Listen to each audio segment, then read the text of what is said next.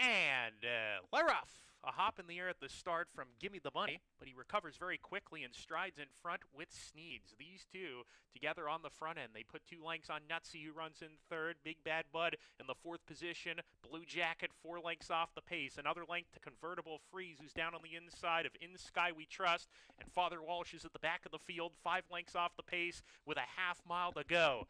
Gimme the Money on top by about a neck. Sneeds to the inside, applying the heat as they approach the 4-turn run. Convertible Freeze is 3 wide on the course, is moving up level second, and Nutsy is following that rival 4 wide around the turn. A length and a half to In Sky We Trust.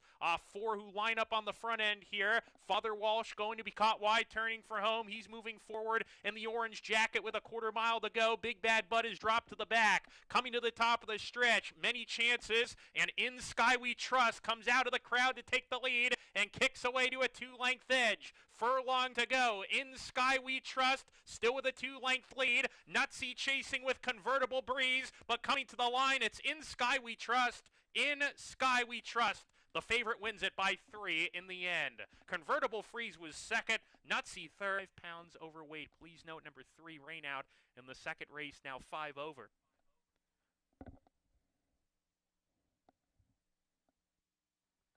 We're ready to go. And Leroff, good beginning.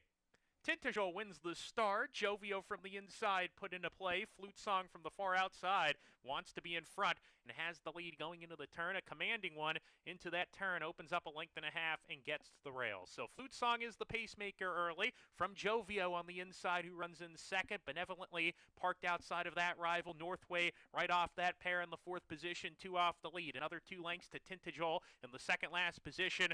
Rain Out is the early trailer as they approach the backstretch run. Flute Song on cruise control now. Strides a length and a half clear. Goes at a good gallop. Benevolently still right behind, chasing second. Northway alongside, claiming that second position. Benevolently back in third. Retreats to be within 2.5 lengths of the lead. 2.5 more to Jovio. Was up close early. Has plummeted back to midfield. Tintagel races alongside of that rival. And Rain Out is still far out of it and needs to get going with 3 furlongs to go. Northway putting up a challenge to Flute Song around the 4-turn run. And it's Northway with a noselead. Flute Song right there to the inside. Sent along to keep up, but Northway starts to inch away, and Northway has increased the lead. 2 lengths approaching the quarter pole. Now it's 2.5, hitting the top of the lane. Benevolently takes the second spot. Flute Song calls it an afternoon. Here's Tintagel on the outside, making a nice rally. Tintagel grandstand side, moving up after Northway, and Tintagel ran right by Northway, who's back to second.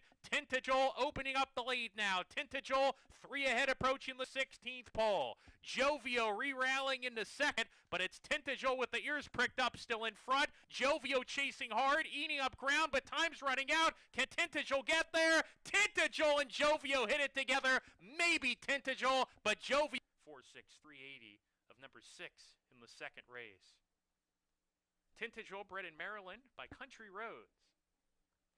Tintagel pays 10.20 for the win. We're ready to go. And Leroff, oh, Mrs. Maisel bobbled just ever so slightly coming out of there, has recovered and runs towards the front of the field early. Monet and Don has the lead now. Monet and Don from the inside, a length in front. Oh, Mrs. Maisel runs in second. Mays Loved Laffy third to the outside. A joint second in the 3-path around the first turn. Our First Lady in the 4th position early on with Cozy Magic to the outside. 5 back to Flurry of Roses, who's at the back of the pack. Monet and Don leads the way by a neck. Oh, Mrs. Maisel right there to apply the heat. Mays Loved Laffy eases off that pair, is third. 2 lengths off the lead, swinging up the backstretch. Another 2 lengths back to Our First Lady, Cozy Magic. They've gone a lot closer. The first 5 separated by 3 lengths in a space of 7 back to Flurry of Roses, who's detached from the rest of the group. Midway down the backstretch, Monet and Don carving out the fractions. A neck in front. Oh, Mrs. Maisel right there to the outside. These two deadlocked. Mays Love Laffy sent along 3 wide, making an early move. And Mays Love Laffy from third to first, challenging Oh, Mrs. Maisel on the front end. And these two kick away 2 lengths. Cozy Magic claiming the third position, staying on the rail while saving ground. Monet and Don is completely given way and is not being persevered with at this point. Coming back to the lead. Oh, Mrs. Maisel on the inside, stubborn, hanging with Maze Loved Laffy. These two going at it as they come off the turn. Cozy Magic third gets to the outside for the final 3/16. Maze Loved Laffy, head in front in the red blinkers. Oh, Mrs. Maisel begins to struggle on the inside. Cozy Magic still third, grinding away. 2 lengths behind Maze Loved Laffy, who hits the 16th pole in front. Cozy Magic diving after her, making a race of it. Maze Loved Laffy, Cozy Magic on the outside. I think she got it. Cozy Magic pays $4.40 for the win.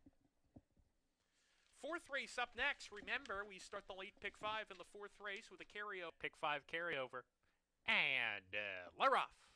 Slow break from Double Shot, who's at the back of the pack. Almendro flashing early pace with Cool Kathmandu, who steps on the gas. These two get acquainted. On the outside, Almendro strides out to lead 3 parts of length. Cool Kathmandu running in the second position. Ribbons and Medals in the white jacket running in the third spot with Sutton Breeze between horses. Superb Surprises 3 deep within 2.5 lengths of the lead, and a big gap of 8 or 9 to Double Shot after the slow break is well behind as they charge into the far turn. Contentious battle continues on the lead. Almendro, Jackie Davis getting to work aboard him, but he opens up the lead to a length now. Cool Kathmandu under siege second to the inside, loses a spot, attempts to re-rally, and comes right back at that front runner. Looks like Cool Kathmandu simply got a breather and kicks on again. Cool Kathmandu at the top of the lane, kicks on here. Almendro between horses needs to find more. Sutton Breeze far outside and with a shot, but it's Cool Kathmandu in charge with a furlong to go. Almendro's not done, is finding some more between horses and Sutton Breeze on the outside. Almendro, Sutton Breeze, these two deciding it as they come to the line. It's going to be another photo, and it's very tight indeed. Sutton Breeze. Up next is race number 5, ladies and gentlemen. Start of the 50-cent late pick 4. No changes in race 5. They're going a mile here in the 5th race. And Laroff. From the outside, Max Foster sent for speed. Pot of Gold along there with him. These two 1-2 going into the turn. Max Foster getting over towards the rail here has the lead by about a length and a half and clears off successfully, gets to the fence. Max Foster, the pacemaker, by a touch more than a length. Honorable Avenue makes his way into the second position. Pot of Gold third. ASAP Restoration fourth. 3.5 lengths off the lead approaching the backstretch run. A space of 3 back to the last 3 who pretty much line up at the back of the pack. Rose's Pepino is inside of Kong Loves a Fight. And Bert is there as well. They're down the back stretch. Max Foster paving the way, goes comfortably. A length in front of Honorable Avenue in the second spot. Pot of Gold third, 2.5 behind. 3/4 to ASAP Restoration. Out of harm's way on the outside. A gap of 2 to Bert. Kong Loves a Fight. Rose's Pepino to the inside of that pair, easing to the back of the pack as they hit the 4-turn run. Max Foster, 3 furlongs to go, still in charge by a length. Honorable Avenue getting a little bit closer, turning up the stakes on the throat latch of Max Foster, rounding the turn. Now there's a gap of 3 to Pot of Gold, who's come under a hard ride. ASAP Restoration claims the third position while sent along at the top of the lane. The others are far out of it, need to get going off the turn. Max Foster at 15-1 tries to spring the upset. Honorable Avenue level with him on the outside. Max Foster with a narrow lead. Here comes ASAP Restoration and Rose's Pepino on the far outside from last to first. Rose's Pepino has hit the lead. Bert tries to move with him, and ASAP Restoration battling in second, but Rose's Pepino won it. Rose's Pepino 1:3:26. Your official order of finish. Final time 1 minute 42.58 seconds. 6th race next on the program. Big Baby Henry to round out the field. And Laroff. Good start from Happy Instead, who shows the most early speed. Lucky Banker to the outside, pressing the issue early. Pentangeli runs in the third position, now claiming second, coming after the top pair down the backstretch. Aelfgar is next with Big Baby Henry to the outside in the orange cap. Rev Parker at the back of the pack, 6 lengths off the lead as a compact group approaches the 4-turn run. Happy Instead between horses with a narrow lead going into the turn. Pentangeli right there to the inside, matching him now a half half length back. Lucky Banker got a breather at the 3/8, comes on again, and is now up to engage Happy Instead with a quarter mile more to go.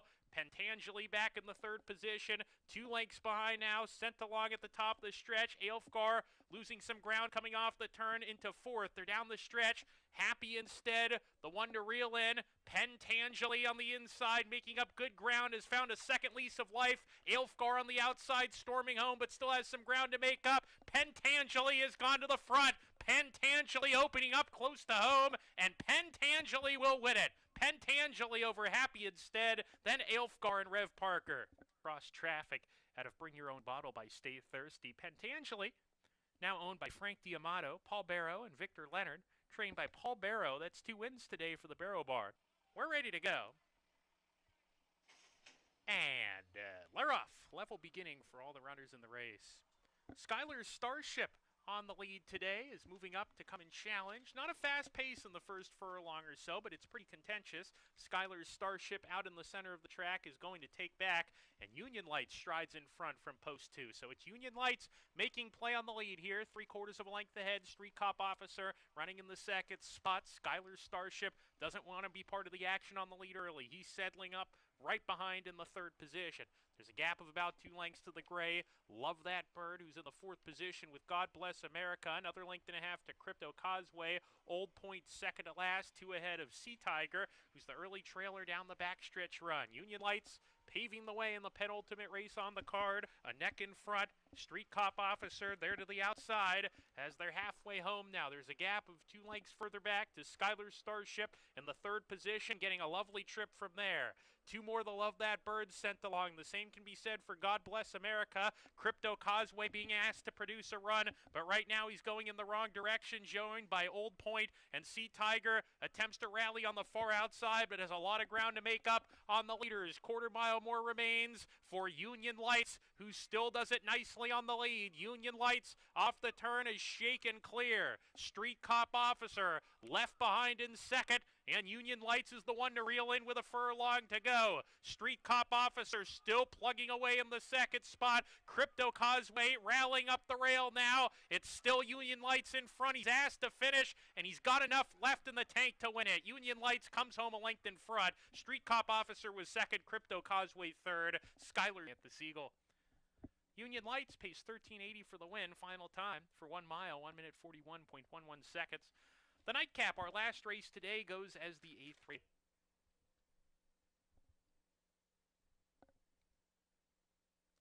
And they're off. Very awkward beginning from Soulful Terra. The rider, Joelle Cruz, did a really good job to stay aboard, but she is well out of it in the early part, rushing up to claim the second last position. We come to the front. She loves to move, loves to be on the lead, and that's where she is today. Dr. G and Ali to the outside, pressing her a neck behind. Tomaki down on the inside third with Ella Speed to the outside in the yellow cap. Rosebud Ride parked deep, just 3 off the pace. Next is Soulful Terra. Glory Bound Clara is deeper on the course, and Majestic Laura Ann is second to last now. Soulful Terra has dropped to the rear. Around the far turn, they dash, and it's She Loves to Move still in front. The margins a neck. Dr. G and Ali's been hounding her throughout. Ella Speed produces a 3-wide charge. She's up to engage the front runners at the top of the stretch. Tomaki down on the inside, saving ground, being asked to get going as they come down the lane. She Loves to Move has 3/16 more to get, opens up a length and a half. Tomaki coming on the scene into the second position. She Loves to Move is asked for everything she's got. Tomaki on the outside, grinding still second though. She Loves to Move is clear. She Loves to Move, a determined winner in the nightcap. Tomaki second best.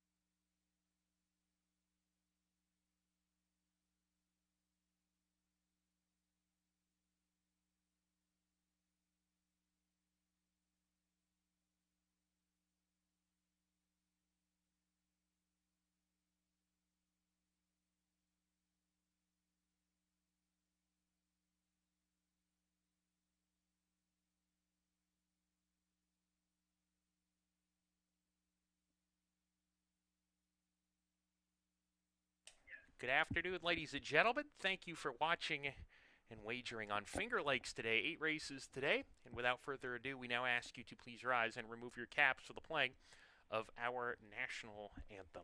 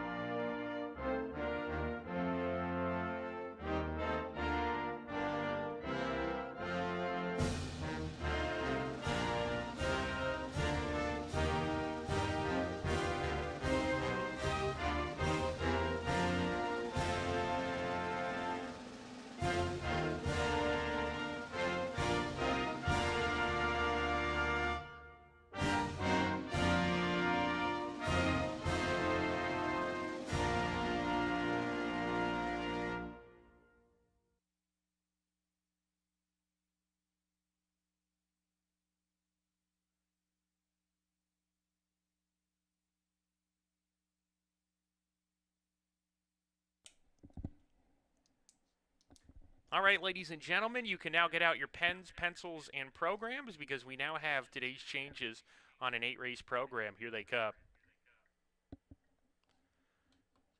The first race on the program, there's no changes. We begin the early pick 4 in the first race today. In the second race on the program this afternoon, there's no changes. We're clear in the first 2 races. Turning to race 3, that kicks off our pick 6 with a carryover of $2,585. Number 3, Last Drink, is 1 pound overweight. In the fourth race on the program this afternoon, we begin the late pick 5. No changes in the fourth race. The fifth race starts the late pick 4 sequence. Make the jockey on number 1, Belmontes, Carlos Camillo. Carlos Camillo rides number 1 in race 5. Also in the fifth race, number 6, Hard to Love, 1 pound overweight. Over in the sixth race on the program, number 3, Exodus, is 1 pound overweight.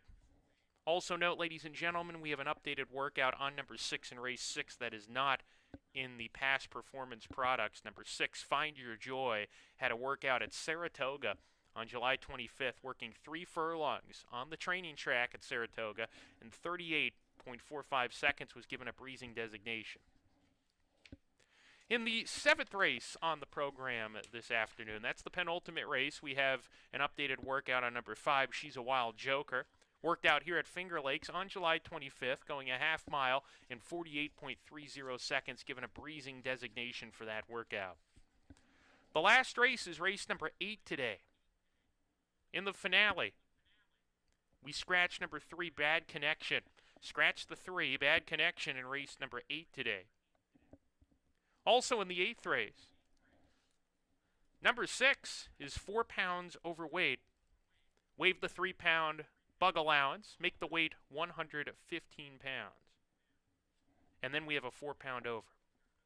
Those are all the changes, ladies and gentlemen. Enjoy your afternoon watching and wagering on Finger Lakes.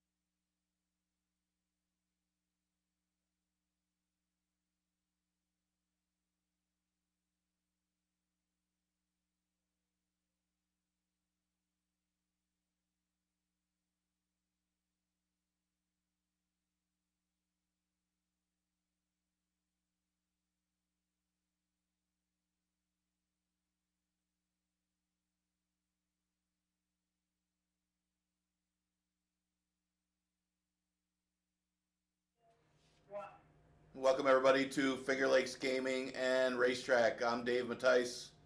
Another great day of live racing.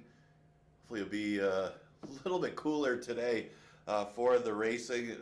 We had some great finishes yesterday. A couple real tight nail biters to the wire. A couple decided by a nose. A lot of exciting action on the Monday card. Hopefully the same thing happens today. We do have our first 2-year-old race of the season. I believe it's race 5. So it'll be for 2-year-old fillies. Seems to always go that way. We usually have the fillies start us off. Should be a lot of fun. Got a 7-horse field for that one. Bunch of first-time starters of those 2-year-old fillies. So got to look at the breeding, look at the works. Should be a fun race. We do continue live racing, of course, Monday through Wednesday. We'll start seeing some more of those 2-year-old races. And then looking at, was it next week, Monday? Got some of our claiming series races. I think we got the Wise Awake claiming series. Then you got a 5-furlong race, a horse I never heard of. And then you have the route race, the North Warning claiming series as well. So we got 9 races on the Monday card. I like the new feature. The claiming series races on Monday. Not too far away. We'll look at today's card. Yeah, fast racetrack today. Interesting trying to figure yesterday's track. He seemed to be tiring early in the day, and speed was holding really well towards the end of the day. See what kind of trend we have today. Horses, this is for fillies and mares, non-winners of race since a date or never won 4 races. So you got that split condition. Let's see, it's the non-winners of a race since January of this year. So generally, they would have the advantage if you're in for that condition. But with that said, I got 2 horses that are in for the 4. I think they pretty much all are for the 4 lifetime. Yeah, they all are for the 4 lifetime in this first race. And it seems like 2 of the horses kind of stand out in this first race. You got Lockbox taking a significant drop in class. Man, hard to ignore that one. That one was running in stakes races.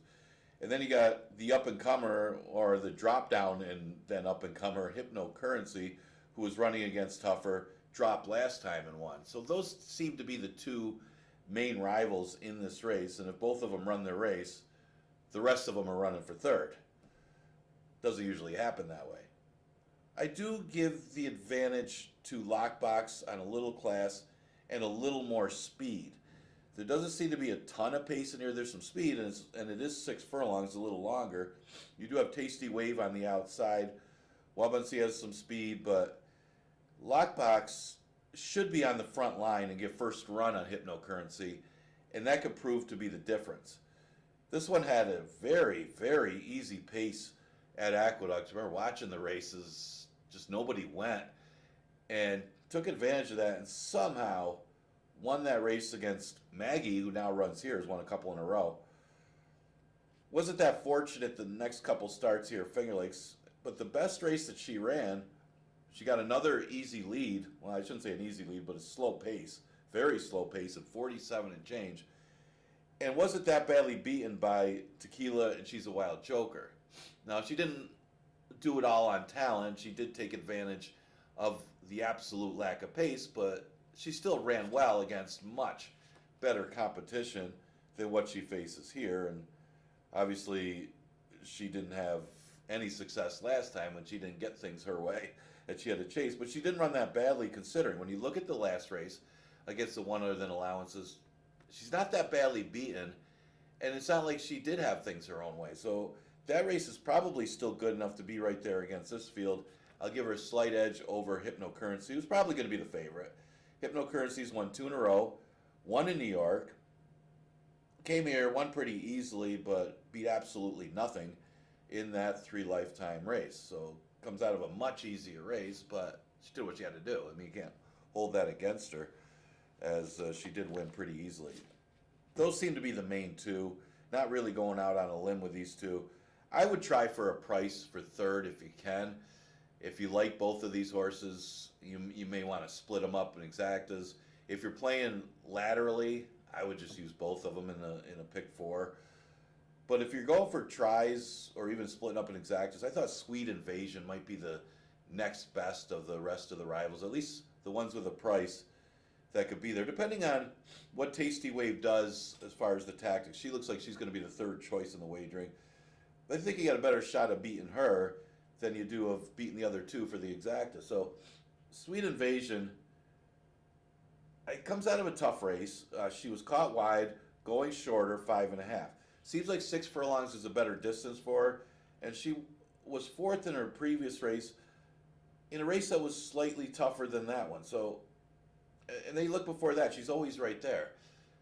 Kind of underachieving a little bit in some of these races, but she's usually in the super as far as an underneath type. And those are the type that you want as long shots to round out tries and supers. And if you look at the rest of them, she might be the one to get the trip and be right there, because some of them are going to be forwardly placed. Not a ton of speed in here, but I think she can rally to get in the number. And I'm going to go with a 2, 5, and 3 in race number 1. Pace flow will mean everything in that race. Second race, an 11-9 claimer, fillies and mares, that goes a distance of 5.5 furlongs. Yeah, I don't know how this horse could be 7-2. Bruce Brown sends this horse in, and yeah, the last race wasn't good, but chased wide. I guess it's one of those things that she drops in class off of a bad effort. Maybe nobody will bet her. But if you could forgive the last effort, which I'm trying to do, and I think she's also the speed here, our reward's going to be awfully tough against 11-9 maiden claimers, don't you think? I mean, I don't think you're going to get 7-2 on this horse, but I could be wrong.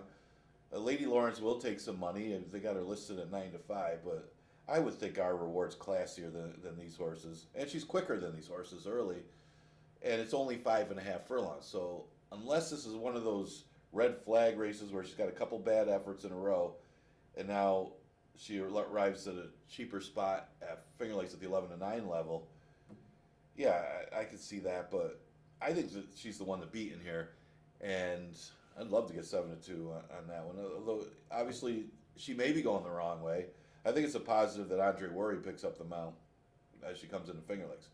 And Lady Lawrence and Amalada Lady are pretty equal as far as how they've been running lately. Their numbers, they've been running together at this level. You look at the last couple races. Lady Lawrence finished second last time. Amalada Lady third. They flip-flopped from the previous start when Amalada Lady ran a great race from the outside. Lady Lawrence did have a troubled trip in that race, though, and that might have been a factor there. But I'd say they're pretty equal. The difference today might be Lady Lawrence's inside, although Amalada Lady, her best race was from an outside post.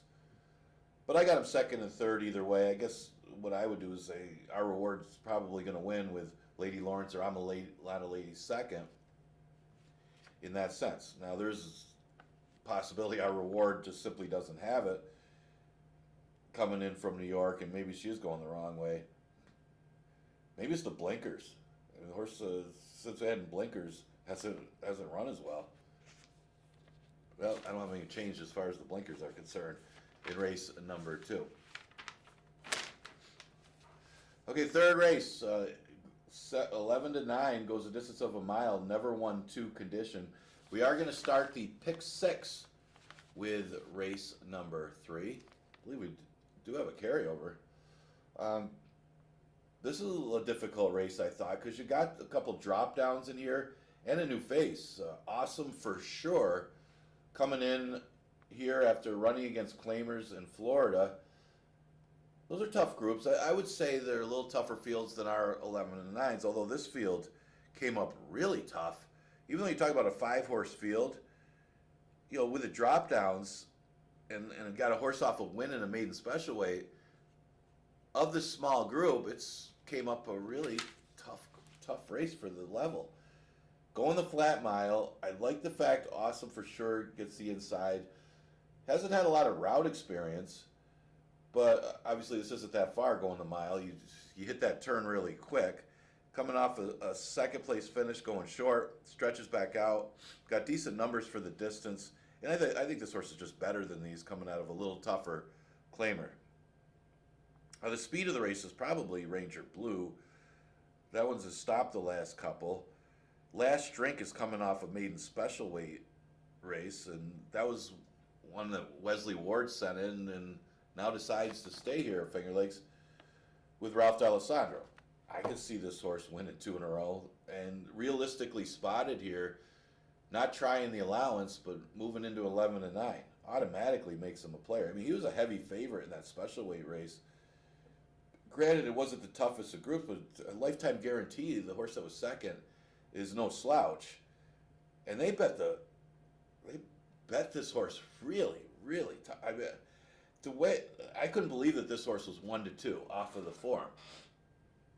Obviously, it was smart money, but he barely held on over lifetime guarantee. So, how tough was that race? Lifetime guarantee is a pretty good one in that maiden condition. So, it wouldn't be any big surprise if this horse came back to win, especially considering it's the 11 and 9 level. And he may find himself closer to Ranger Blue. If that one stops, he could be in a takeover position. American Halite takes a drop in class, comes out of a race won by Petrolo. I didn't think it was the toughest allowance field other than the winner. I mean, Petrolo looked like a horse that should have been 1-5 in there, but he did get caught wide. Very well bred. I mean, here's an Arrogate. How many Arrogates we have here at Finger Lakes out of a dam by Hardspun? One of the better bred horses we have here at Finger Lakes, and he's just not getting it done. I thought when this horse stretched out was going to be awfully tough, and he's been running competitively against allowance horses, but the last couple starts haven't been as good. So he does get a little bit of class relief. Maybe that's what he needs, at least to have a chance to hit the board here in a 5-horse field. 1-3-5 in race number 3. Probably between the 1 and 3, though. We're starting off pick 6 or whatever. Okay, 4th race, an allowance race for fillies and mares. Never won 3 condition. You got a couple in here for Ferraro Jr. Yeah, Grace Reformed. It comes out of a good race right behind Silent Invasion in that race. I liked how Silent Invasion, surprisingly got pressed by Shelley. Not sure what Shelley was doing in that race. Was more aggressive than I expected the horse to be, and it just helped the other stablemate win the race is what it did. I mean, Ferraro was going to win the race either way, but Silent Invasion still I thought ran a good race, even when she put Shelley away and the winner Dorothy's Dream passed her. When Grace Reform made an outside move and looked like she was going right by for second and maybe even trying to test the winner, Silent Invasion came back on. I don't think Grace Reform really hung that race. I thought Silent Invasion came back on and battled back a little bit. Now, she wasn't a threat to the winner, who took advantage of that early pace. But maybe today Silent Invasion could have it a little bit easier, depending on what Ruby's Mission does inside of her. That's the key to the race. I don't think they're going to send Love My Candy. I say that, but Love My Candy was in a race last time where her stablemate looked like the speed of the race, and Love My Candy was the one that got the lead and took advantage of the pace. So they put the other, it worked out. I mean, Anthony Ferraro, smart move, put the horse on the front end. The other one kind of got squeezed out as part of the start. I think was a factor in there too, but I don't think they'd put Love My Candy on the lead over. Silent Invasion is one of those horses that wants the lead. So it's a tricky race because Love My Candy did so well on the lead, but Silent Invasion is the better of the 2 horses that has to need the lead. So I would expect Silent Invasion to be the one to put on the front end. If they put Love My Candy on the lead and Silent Invasion stalks, then I want to change my pick. But that's just the assumption. Of course, I didn't know that they were going to rate the 1-5 shot yesterday either. So I'll go with Silent Invasion on top, thinking that he's going to get the lead in here and just go on with it. Grace Reform ran right behind Silent Invasion. No reason for me to think that she's going to beat her, though, because of the way Silent Invasion came back on. So we'll see what happens here. Like I said, I don't think she hung. I think Silent Invasion battled back, but she ran a good race to Grace Reform, and it was an improved effort from prior races. Well, I can't really say that because she was coming off a win. But she didn't beat much in that 2 lifetime allowance. Going from the 2 lifetime to the 3 lifetime, going against Dorothy's Dream and Silent Invasion, much tougher spot. And she probably ran where you'd expect her to run behind those two. Probably the biggest threat to Silent Invasion and might beat her if Silent Invasion decides to rate. I will throw in Love My Candy for third. I'm not sure what they're going to do. I think they're going to rate the horse today. She's not as fast anyway as Silent Invasion is, so I would expect her to maybe sit a trip. She looked good winning. I mean, the horse is very well bred. She's by Empire Maker, so you know the route breeding is there. She should be able to run all day, and maybe she could chase down and beat her stablemate, Silent Invasion. But I'm going to go with the 3, 5, and 2 in race number 4. You got Ferraro teaming up against Mike Catalano. Basically what it is. The pick 5 starts. Remember, we had that pick 5 carryover into yesterday. I think you paid over $2,000 because you had to beat that 1-5 shot. I don't think anything else was really out of whack the rest of the day. That was a tough one to come up with. Of course, Arcadio Lopez had a big upset earlier in the card. Congratulations to him. Him and Angel Lopez stepped up a horse off of a claim and won the race. That was a great finish, too. Like 3 of them battled to the wire. Okay, now the fun starts. First 2-year-old race of the season here at Finger Lakes. It is for 2-year-old fillies. We're going to go the short distance of 5 furlongs. You might want to use a few of them in here because, you know, nobody really stands out. You don't have any high-priced filly here. You know, you got the $100,000 2-year-old filly or anything like that. You don't have these outstanding bullet works on paper. Don't usually see that here at Finger Lakes with 2-year-olds anyway. You know, our 2-year-olds here at Finger Lakes probably run buyer numbers similar to the 5,000 claimers, but they're young horses that get better. And you do have a couple well-bred horses in here. Now, Triple Sweet has the experience having 2 starts. Problem with Triple Sweet, I didn't use the horse on top, comes out of a 4-horse race where she was well beaten in 4th. So even though she's got experience, it's not like she ran that well last time. It was only a $9,000 yearling. Now, she's by Big Brown. Maybe she wants a little more distance, but I'm not taking her as the favorite, especially when you got a couple of good, well-bred horses in Idle Gossip, Chicastica. Also, you know, I thought Sadie War Lady had some decent breeding as well. I mean, you got some horses that have some really good breeding in here. I did lean towards Idle Gossip. I mean, I like the 5 furlong works leading up to this race. I mean, fitness should not be an issue with Idle Gossip, a horse by Central Banker, done well here. This is the first foal out of that dam, but the dam herself was stakes placed, Cozy Spring. So there's a lot to like on Idle Gossip, who could be any kind here, but obviously Barrow had that great 2-year-old last year that won the Niagara Stakes, Sweet Brown Sugar. I mean, this has got the same type of credentials as that one, and she's 4-1 morning line. Now you got the Engelhart horse for My Purple Haze stable, Chicastica. I know I'm saying it wrong, but this one cost $25,000 as a weanling, resold for $17,000. The dam is a half to Her Eminency, who was second in a Grade 1, was also a multiple stakes winner.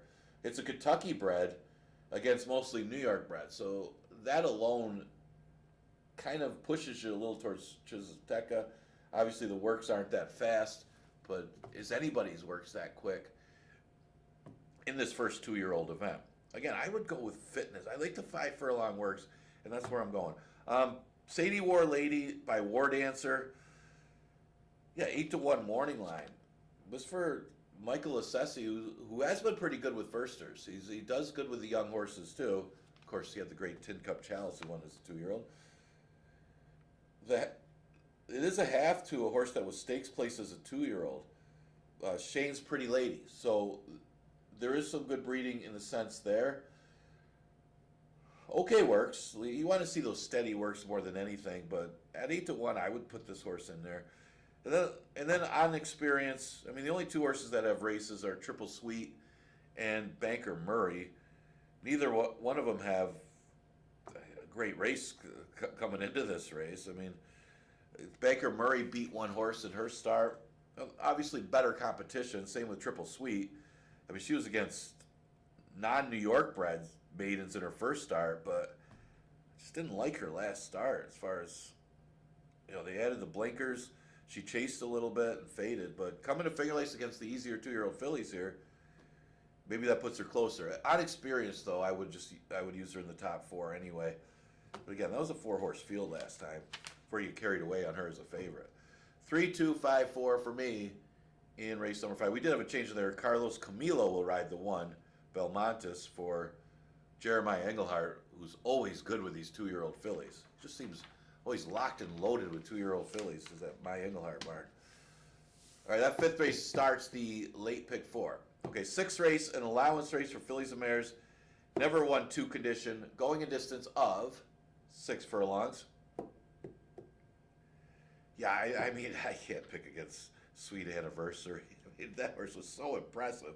I know you don't know how good, what was behind her, but how good that field was that she beat. But it was a good time. I mean, she went 104 and change on July 4th.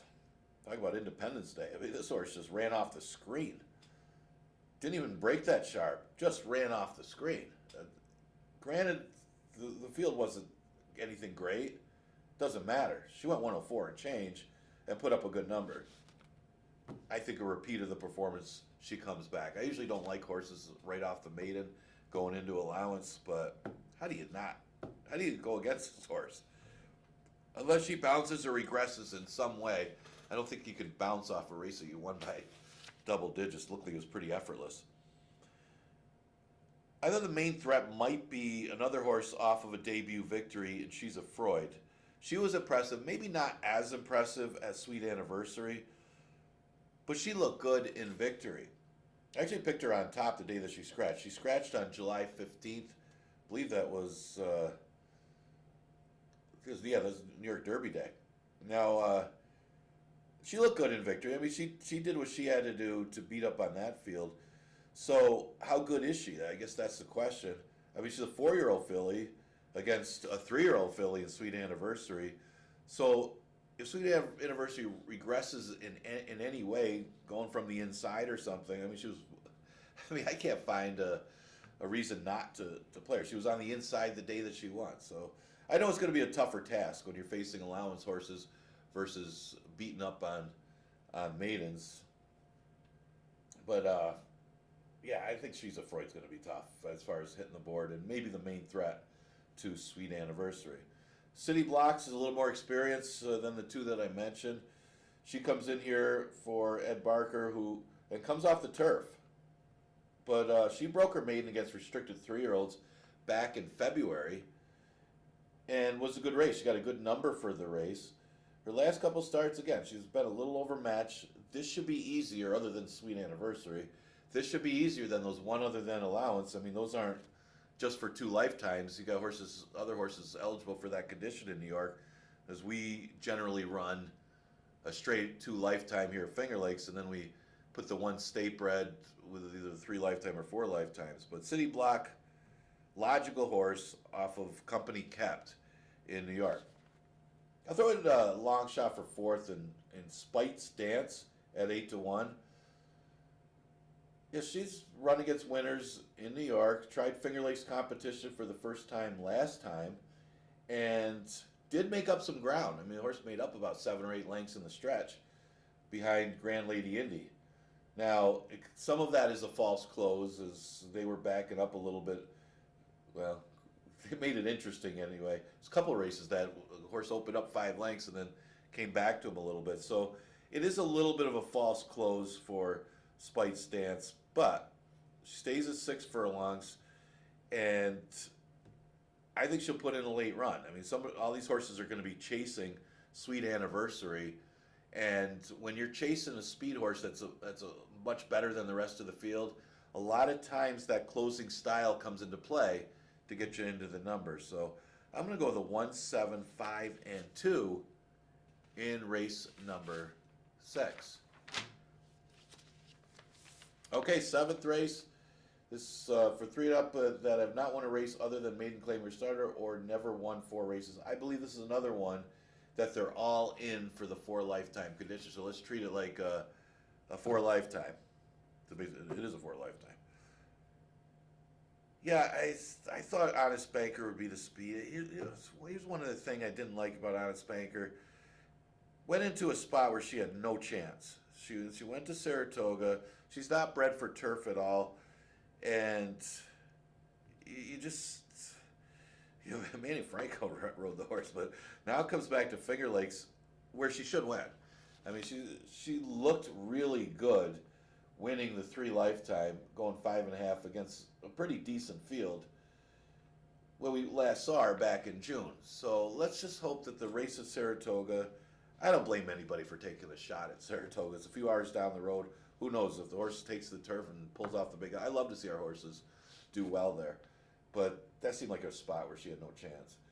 She does. I think she's quicker than Dale Avenue. Dale Avenue looks to be the other speed on the outside, but from the fractions that she's up there with versus the fractions that Dale Avenue's been running, I thought she could get the lead in here, and I thought she was quicker than Grand Lady Indy as well. You just got to avoid dueling if Grand Lady Indy decides to be a little more aggressive from the rail, or Dale Avenue really presses her. But I like the race that she ran when I last saw her here. She looked really good in victory, and she ran second behind My Bronx Baby the race before. No shame in that race. I like her chances. I thought the main threat would be Dorothy's Dreams.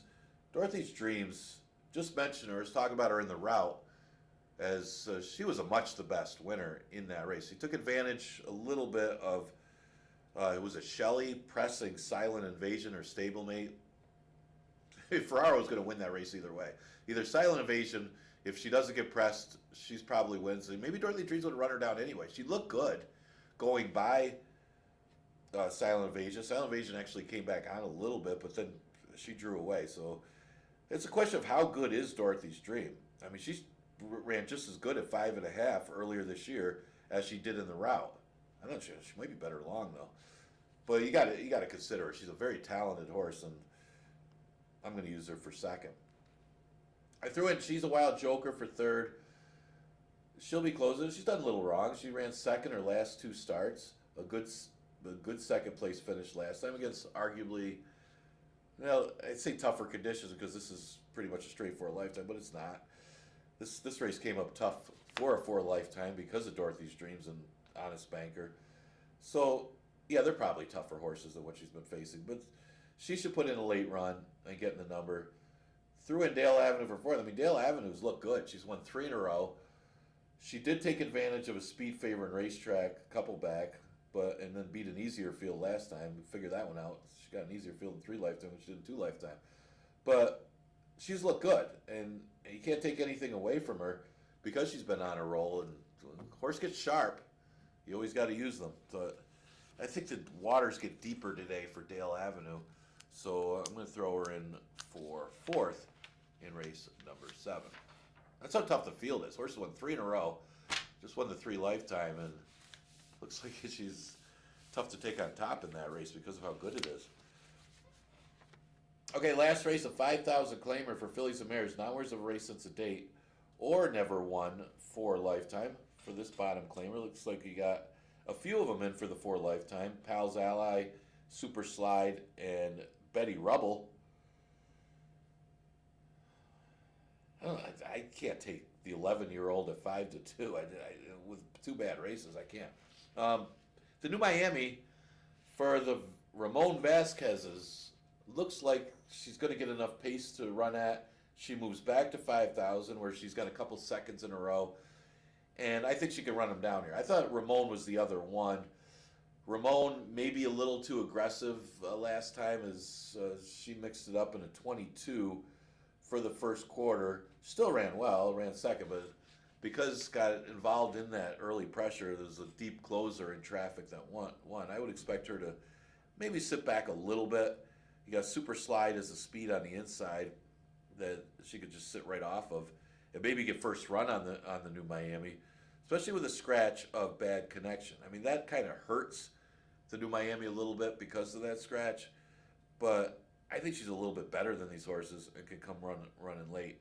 And that's the thing with Ramon. I mean, Ramon, I liked her on top last time. I didn't expect her to send to the front end. Um, she's got a lot more seconds and thirds than victories. That's the other issue for Ramon. But this is a winnable spot for her. She caught the slop that day as well. So there's some excuses for this horse. And Angel and Arcadio won yesterday. You got a good rider in Jackie. Again, she might get first run on the New Miami. I figure those are the two that look like the main contenders in this eighth race. One of them is 5-1, the other 7-2. So I'd like to get those odds. Now, I thought it was a battle of third and fourth. I mean, Super Slide does get a break because of the scratch of bad connection. I think that helps Super Slide a lot. Pal's Ally, yeah, I don't know what tactic she's going to use. I would think she's more of the stalker as well. But they're both in for the 4 lifetimes, so it's going to be a little tougher for them. But they've run in this condition the last couple starts. Super Slide wasn't that far behind Ramon in that race, and she mixed it up a little bit. But she looks like the speed today, and from the inside is Super Slide. And I think Long Shot Pal's Ally can be there if you can forgive the last couple efforts. I mean, she was on the lead, but just kind of inherited an easy lead in a paceless field a couple starts back. But obviously she doesn't need it. She could stay close and be in the number. I like these 4 in some order. I would, if Super Slide might have a shot if she gets away with an easy lead here, but it is 6 furlongs.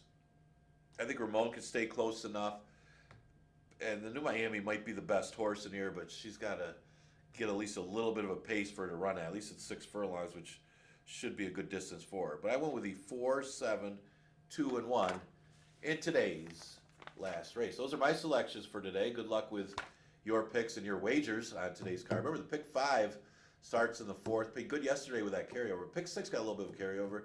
That starts in race number 3. So there's money to be made here at Finger Lakes on today's card. And we're going to continue live racing Monday through Wednesday. So next live racing day will be tomorrow with a 1 o'clock first post. I'll see you then.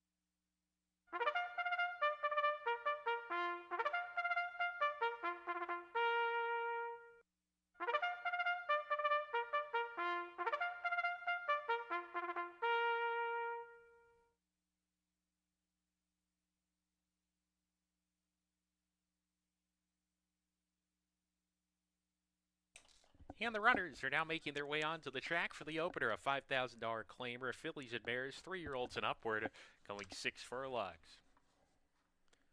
There's no changes in race number 1. Here's the field. Wabanzi leads the post parade. Jeremias Flores is riding today.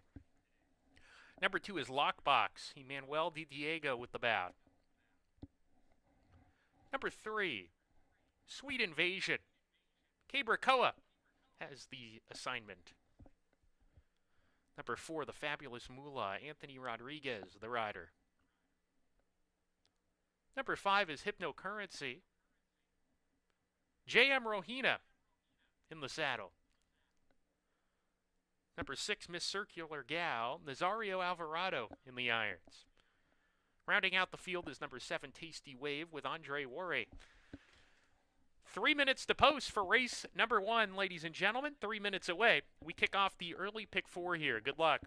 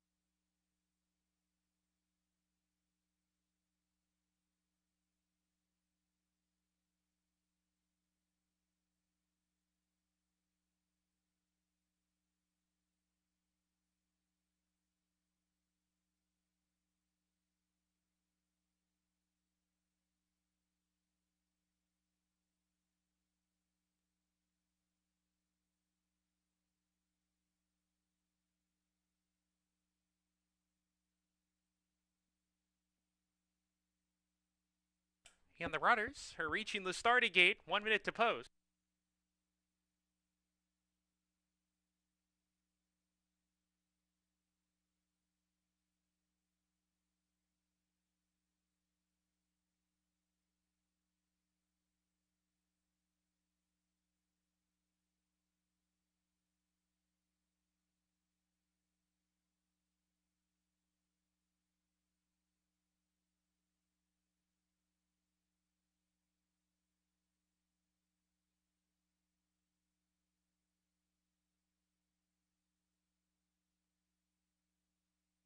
And the runners are loading into the starting gate for the opener this afternoon at Finger Lakes. Wabanzi has gone into the gate. Sweet Invasion coming up. The Fabulous Moolah, post 4. Hypnocurrency coming up. They've also loaded Lockbox. 2 back, Miss Circular Gal. Tasty Wave to the outside post. 8 races today. Good luck. We're ready to go. And they're off in a bad break for the Fabulous Moolah, who hopped in the air at the start and is probably 10 lengths off the second to last place runner. So the Fabulous Moolah would have to do something special to win this one after that bad break. Tasty Wave to the lead at once from the outside post, crosses over to the rail and establishes a clear lead. In fact, has gone 2.5 ahead of Lockbox in second, Wabanzi third to the inside. A length and a half to Miss Circular Gal in the 4th position, already shaken up, approaching the 4-turn run. Sweet Invasion, Hypnocurrency there next, and a big gap back to the Fabulous Moolah, who's still well behind with 3 furlongs to go. Tasty Wave, the leader on the fence, 3/4 of a length. Lockbox closer in second. Miss Circular Gal claims third. Wabanzi in the 4th position loses a spot. Under pressure, attempts to re-rally on the fence. Hypnocurrency is next. Sweet Invasion still has 7 or 8 to make up, and the Fabulous Moolah not her day today. Down the stretch, Tasty Wave's in front. Lockbox continues to chase on the outside. These two about to hook up with a furlong to go. Hypnocurrency coming out of the crowd, ducks to the inside for the final 16th, and Hypnocurrency's coming fast. Hypnocurrency on the inside, dashing to the lead, and Hypnocurrency got there. Hypnocurrency over Lockbox, Tasty Wave third, Sweet Invasion fourth.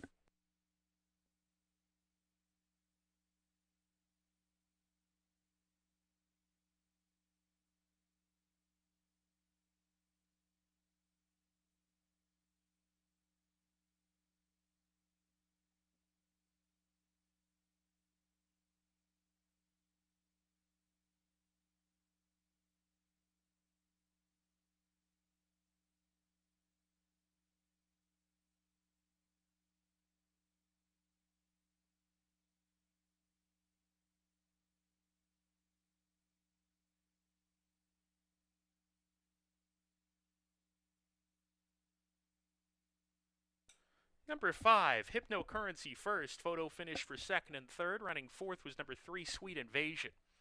Please continue to stand by.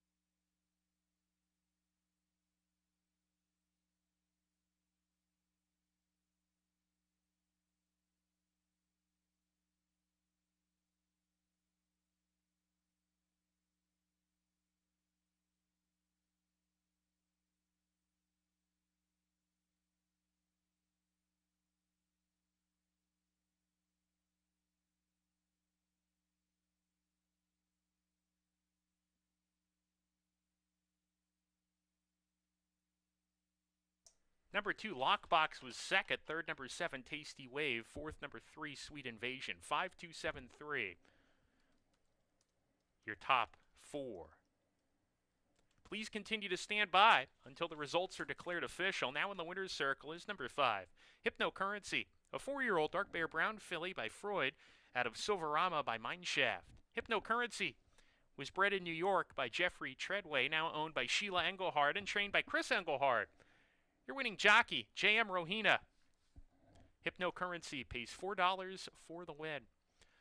Up next is the second race on the program. In race number 2, there's no changes. 5.5 furlong sprint, a half dozen runners in race 2 to go postward in about 22 minutes. Post time 22 minutes away from the second.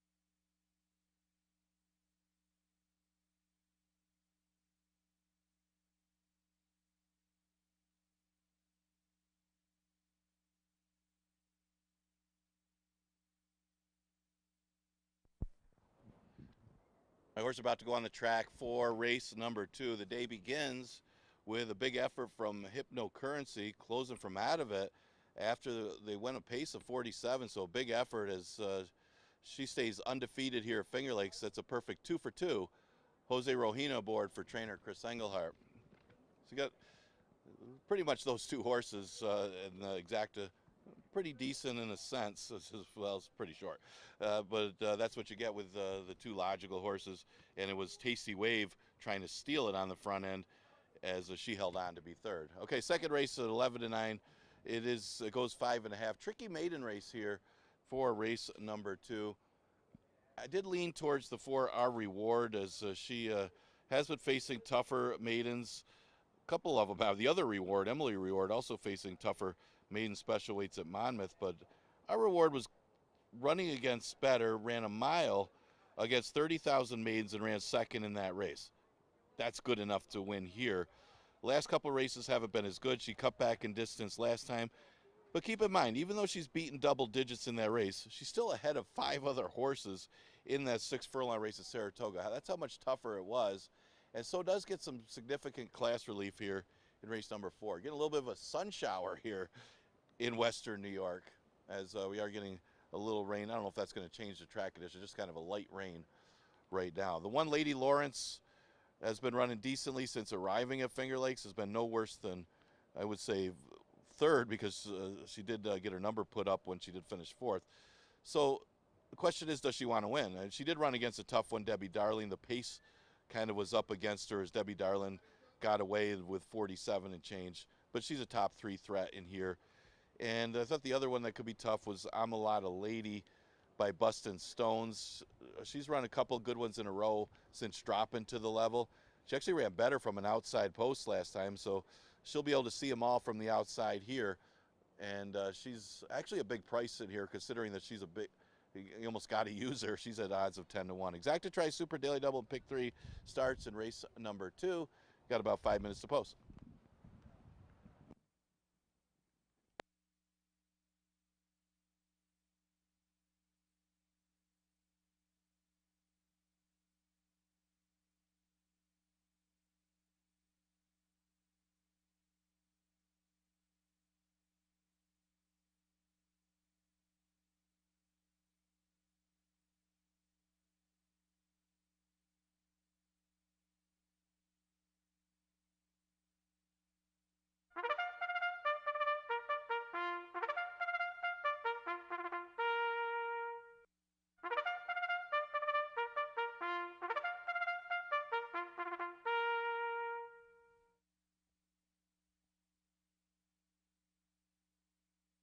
And the runners are now making their way onto the track for race number 2. No changes in the second race. They're going 5.5 furlongs, fillies and mares, 3-year-olds and upward. Here's the field. Lady Lawrence is number 1, Cabercoa, the jockey today. Number 2, Whistling Gold, Heeman Harkey with the ride. Coming out onto the track is Whistling Gold.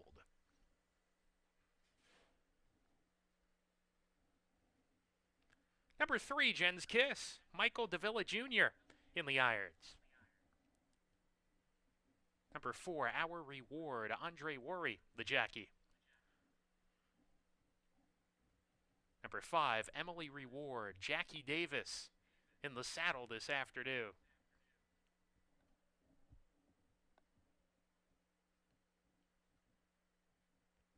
Rounding out the field is number 6, I'm a Lot of Lady, Carlos Camillo, the jockey. 3 minutes to post for race number 2, ladies and gentlemen. They are going 5.5 furlongs, a half dozen runners in this race.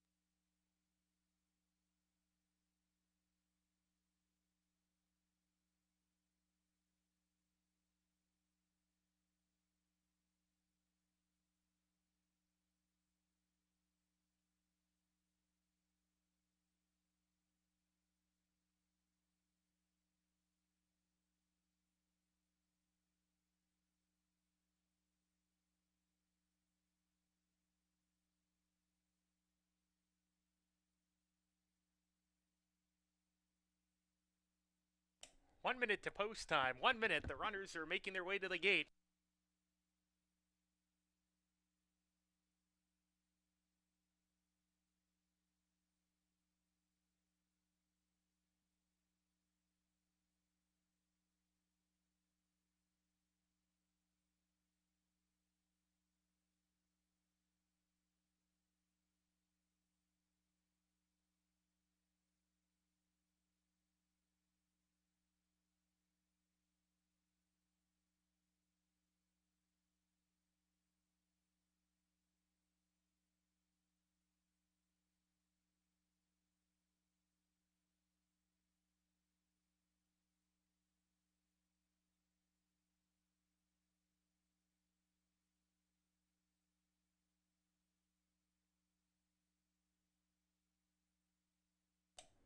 And the runners have now reached the starting gate. It's post time for race number 2. Field of 6 entrants going 5.5 furlongs. Jen's Kiss will load without the jockey. Michael Davila Jr. He'll get back aboard once this gal is in the gate, and she goes right in, Jen's Kiss. Lady Lawrence to the inside post. Whistling Gold.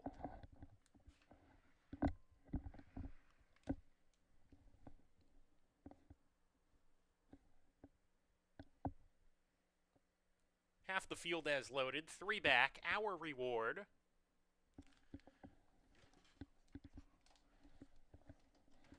Emily Reward. And to the outside post, I'm a Lotta Lady. We're ready to go.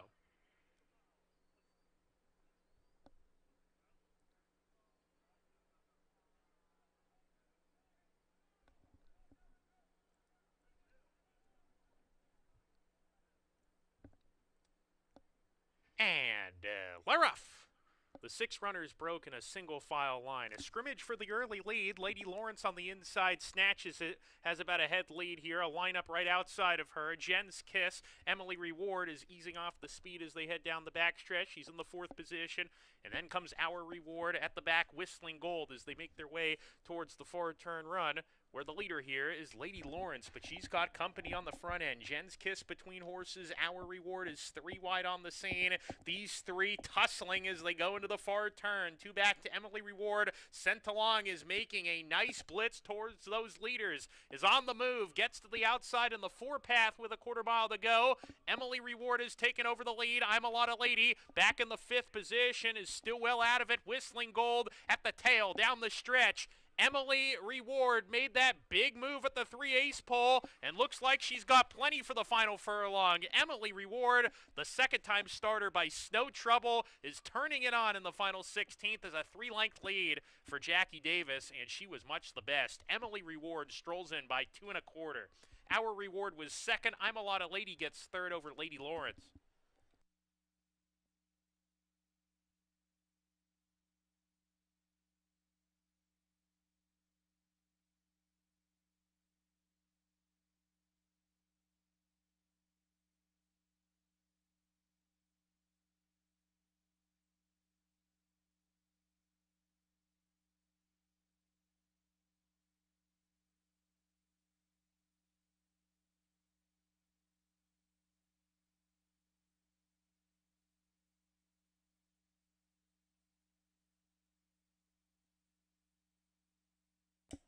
Number 5. Emily Reward was first for Our Reward. Second photo finish for 3rd and 4th. Please continue to stand by until the results are declared official, and of course the photo finish results have been posted.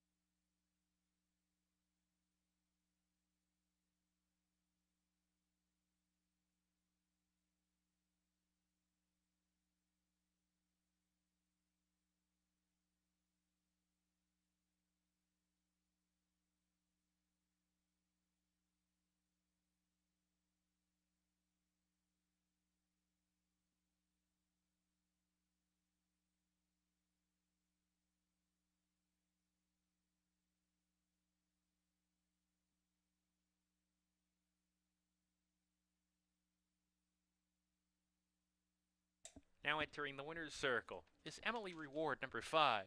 3-year-old gray-roan filly by Snow Trouble, out of Rita's Reward by Warrior's Reward. Emma's Reward was bred in New Jersey by John McAllen, who now currently owns, trained by Edmund Davis. Jackie Davis, your winning jockey. Emily Reward, number 5, first. 4-Hour Reward, second. 6, I'm a Lotta Lady, third. 1, Lady Lawrence, fourth. 5, 4, 6, 1, your top 4. 5, 4, 6, 1. Early Daily Double. 5s pays $16 even. Emily Reward returns $6.70 for the win. Up next is race number 3. Number 3, 1 pound overweight in the third race. They're going a mile, and this race kicks off the pick 6. A $1 minimum bet with a carryover of just over $2,500 in the pick 6. Post time for the third race is 22 minutes away.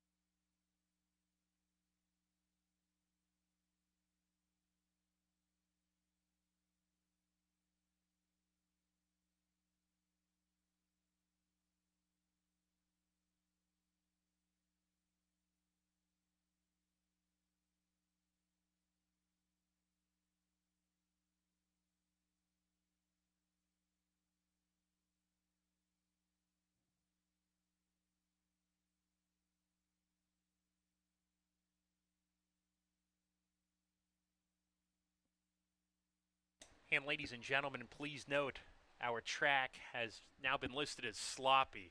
We are going to have a sloppy track condition for the upcoming third race.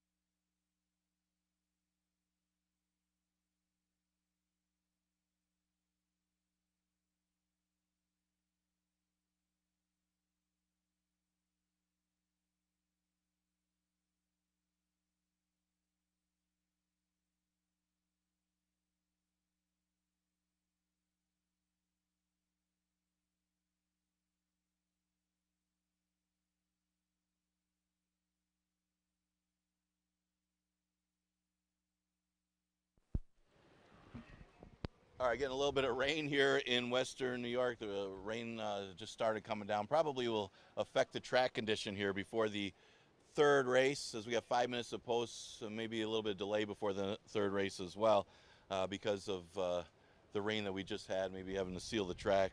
But second race, man, Jackie was lock and loaded before the turn with Emily Reward, who liked the class relief and won easily, was much the best. He had a reward exacta, Emily Reward with our reward to start off the early pick threes. Eddie Davis gets his first Finger Lakes win this year. Congratulations to him. A slight delay into the running of the Looking at this mile race, got another storm come through, but the rain has another pretty competitive one. It's a never won two condition. Early favorite is the one, Awesome for sure. This one sent in will be able to get a little more distance after running second, going 6 furlongs, so stretches back out. Actually doesn't have a lot of route experience. It did run long on the turf his previous start, but he has faced a little bit tougher in those claimers in Florida, and right now at odds of 7-5. Again, we'll probably have a little short delay before the running of this third race. The 3-horse Last Drink coming off a victory against Maiden special weights. He's currently at odds of 5-2. And we expect to get some monies, as normally you would go to the allowance if you ran well against the Maidens. This one aggressively goes to the 11-9 level to face winners for the first time. He's 5-2. The speed of the race comes from the 4, Ranger Blue. Ranger Blue at odds of 7-2, as the jockeys did return to the jocks room, as we probably have a short delay before the running of this third race. Remember, this race starts the pick 6. It's a $1 minimum, exacta, trifecta, superfecta, daily double, and pick 3 also available in here.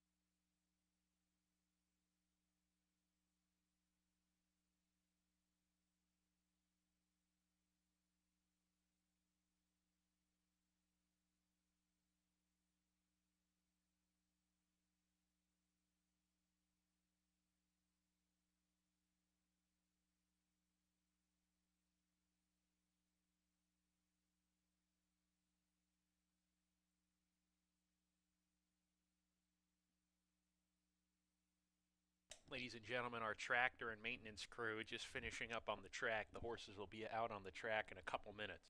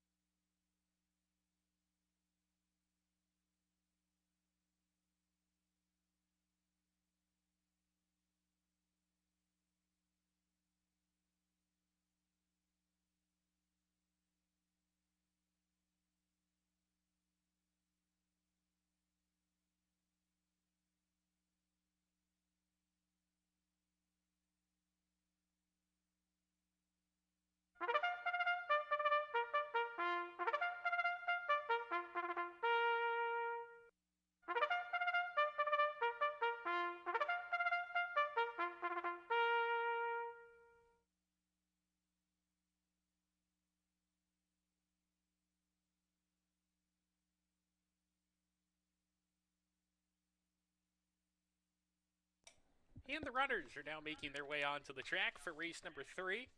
$11,000 to $9,000 is the claiming tag. 3-year-olds and upward, which have never won 2 races. No changes in race 3. Remember, we kick off that pick 6. A $1 minimum bet with a carryover of $2,585.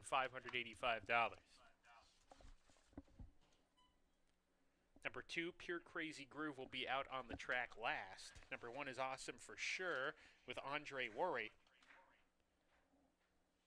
Number 3, Last Drink, Emmanuel Di Diego riding. Number 4 is Ranger Blue, Joel Cruz in the irons. Number 5, American Halite, Luis Perez, the jockey. And about to come out on the track is Pure Crazy Groove, Dalton Brown, the jockey. Pick 6 begins in this 3rd race with that $2,500 carryover. Here's number 2, Pure Crazy Groove, out on the track now with Dalton Brown.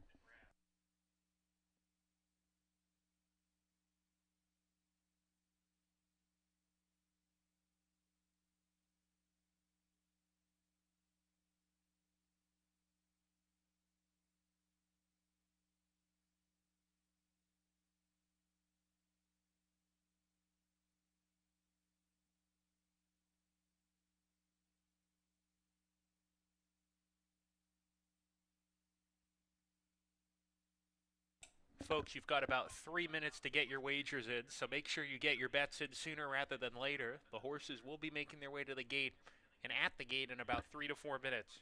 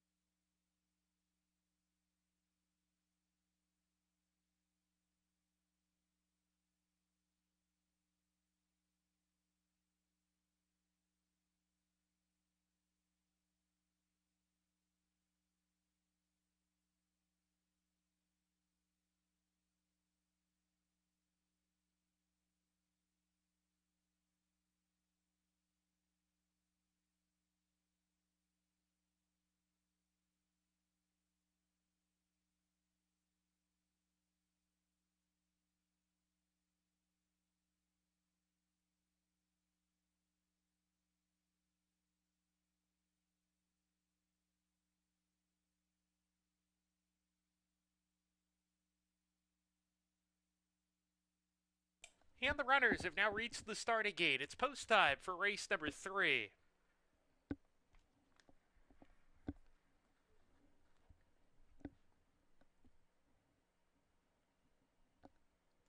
Awesome for sure to the inside post. The first one to load into the starting gate.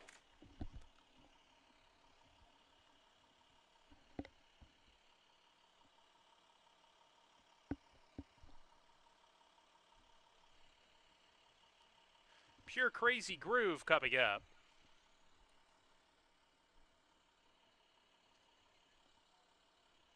Last Drink, the gray horse.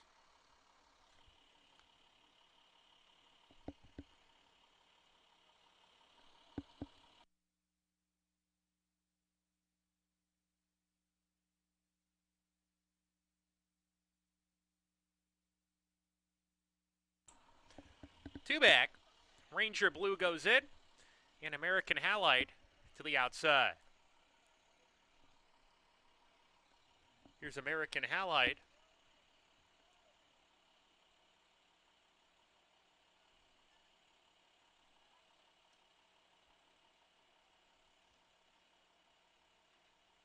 We're ready to go. And they're off. Pure Crazy Groove was off a little bit slowly and is at the back of the pack. Last Drink and Ranger Blue stride together on the lead. American Halite sets up shop in the third position. Pure Crazy Groove on the outside. Kept in the clear is fourth now. Awesome for sure at the back as the quintet rounds the clubhouse turn. Last Drink well off the fence leads the way. Ranger Blue parked outside of him. And these two hit the three-quarter pole virtually together as they approach the backstretch run. They've opened up about 2 lengths on another pair. Pure Crazy Groove makes his way into third with American Halite, and 2.5 back to Awesome for sure, who is the caboose of the field. Down the backstretch they go. Ranger Blue on the outside. The gray Last Drink still inside of him. Not going fast, but it's a contentious pace for sure here. Still a gap of 2 lengths back to American Halite. Pure Crazy Groove has come under a ride now, and Awesome for sure splits that pair, claims the third position as they approach the 4-turn run where the battle on the lead continues. Ranger Blue, Last Drink. They've got acquainted with one another.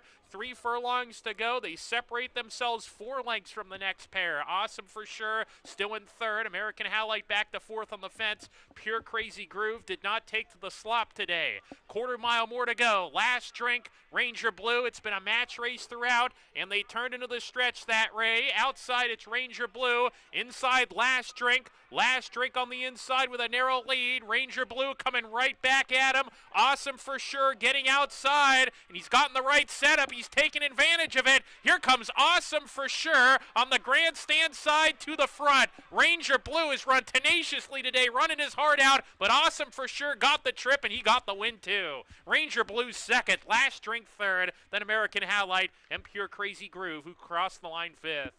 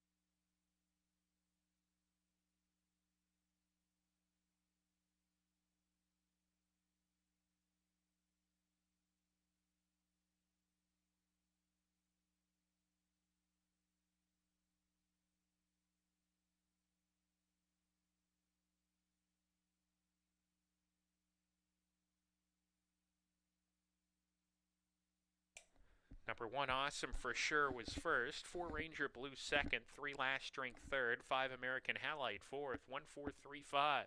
1, 4, 3, 5, your top 4. Please continue to stand by until the results are declared official.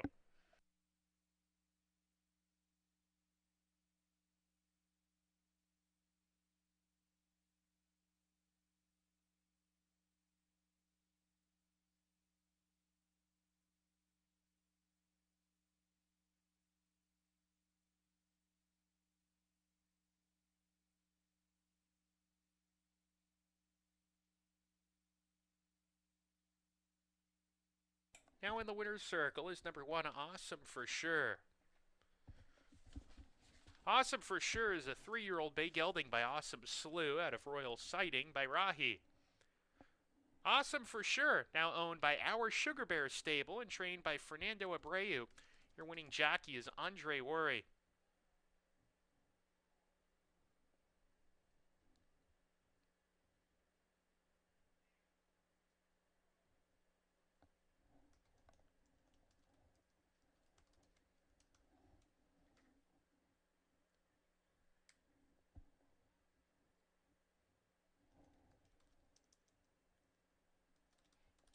And this race is now official. Awesome for Sure pays $3.80 for the win.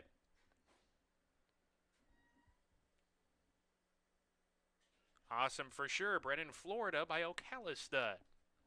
Up next is race number 4 in the 4th race on our program. We're going 2 turns once again. There's no changes, and we begin the pick 5. That's the late pick 5. Post time for the 4th race coming up in 20 minutes.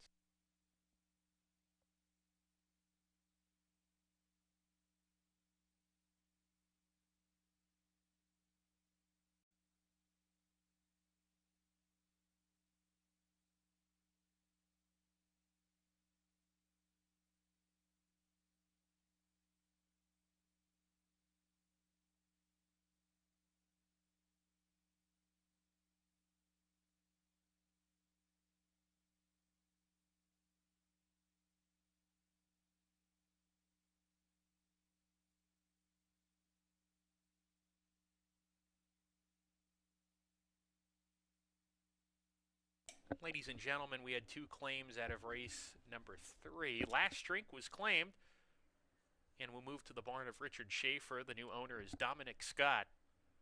And number 5, American Halite, claimed by Carl O'Callahan, the new trainer. The new owners will be Island View Farm.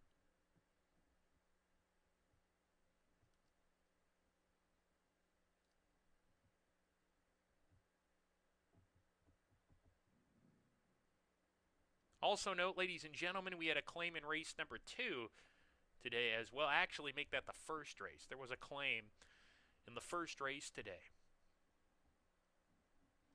The 1, Wabanzi, was claimed by new owner and trainer Jimmy Patine. 18 minutes until race 4.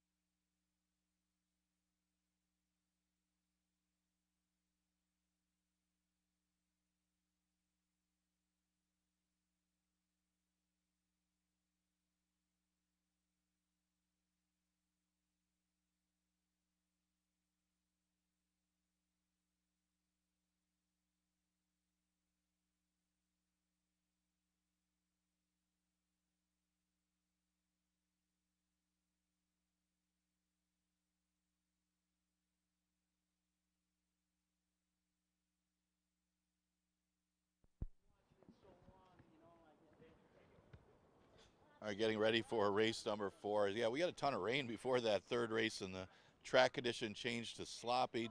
Didn't really affect how the finish, as far as Awesome for Sure was able to get a nice trip in behind the speed. The two of them, last drink, Ranger Blue, battled a little bit late, and Awesome for Sure was in a perfect position under Andre Worry to get the victory for Fernando Abreu, and that'll start off the pick 6, as they did find him, went down to odds of 4-5. An allowance event is the 4th, and we do start the pick 5 here. Looking at the 3, Silent Invasion figures to be the speed of the race yet again. Always question of how fast she's got to go early. She hasn't done that great on off tracks, so just a few starts on them. And you got to kind of wonder, with Ruby's Mission in the race, what the tactics are going to be with that horse, and it'll be a real influence about what happens to this one. Now, Silent Invasion is one of those horses that just gets out there and keeps going anyway. Now, she did get passed by her stablemate last time, but she got pressed a little bit by Shelley, a horse that was in the race, stretching out of a sprint, and they went a pretty decent fraction for the day. Still, I think her stablemate just proved to be better, but Silent Invasion, depending on the early pace, is going to be tough to run down, as Grace Reformed is the one that could benefit the most. And she took a run at her last time. Looked like she was by her and was going to test the winner, Dorothy's Dreams, but she kind of flattened out a little bit. I say that, but she really didn't. It was Silent Invasion seemed to come back on again a little bit after putting away Shelley, and ended up finishing second. So Grace Reform's going to have to run better today in order to beat that rival. And maybe with the off track, she could turn the tables on Silent Invasion, but she may not need some help up front. Maybe with Ruby's Mission pushing her a little bit could help her chances, because it's not going to be Love My Candy, because that's the stablemate. And I mentioned Love My Candy, who are more likely to rate today, unless they decide to change tactics with Silent Invasion. You would think Silent Invasion going long, as one way of going as far as winning the race, she's got to have the lead. And now you got Love Like Candy, who won on the front end last time. I would expect Silent Invasion to be the one put on the front end. But that's not to say Love My Candy can't sit and win the race anyway. She looked good winning last time, but she did take advantage of a paceless race where her stablemate was supposed to be the speed, and that one got off slowly or got squeezed at the start. She's by Empire Maker, so the distance obviously was to her liking, and she kept going. She's a big threat in here as well, especially if her stablemate doesn't have it. Maybe she is another one that could be a win threat in race number 4. We start the pick 5 with this race. Exacta Tri Super and Daily Double also available.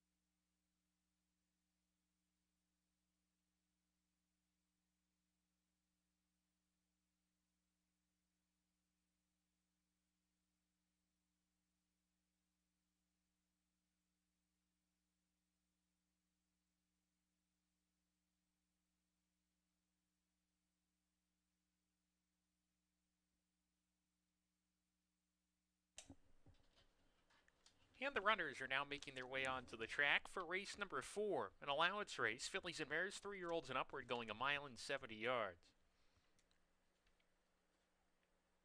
Here's the field. Number 1 is Ruby's Mission. Emmanuel Di Diego riding. Number 2, Love My Candy. Anthony Rodriguez in the saddle. Number 3, Silent Invasion. Luis Perez with the ride.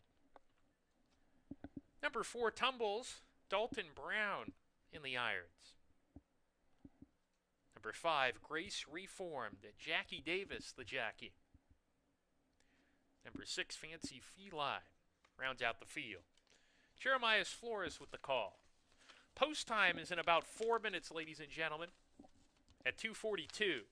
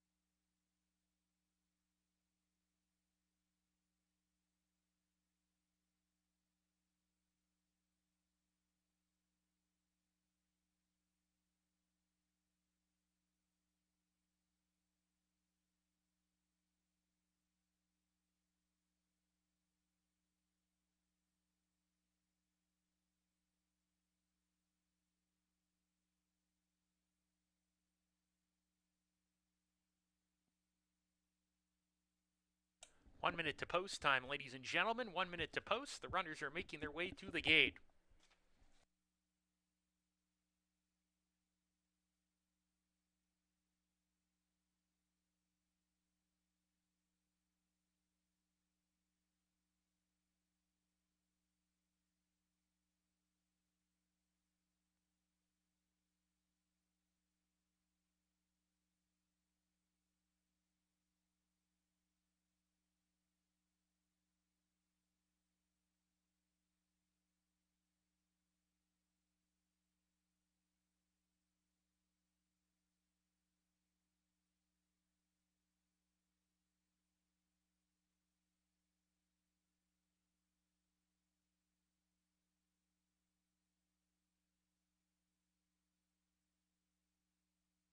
And the runners have now reached the starting gate. It's post time for the 4th race.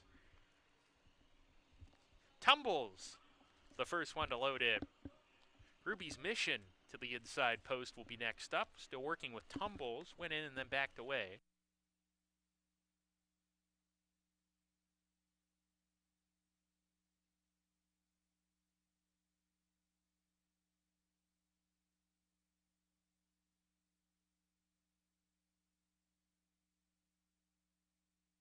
Tumbles is loaded. Ruby's Mission to the inside post. Love My Candy, post 2.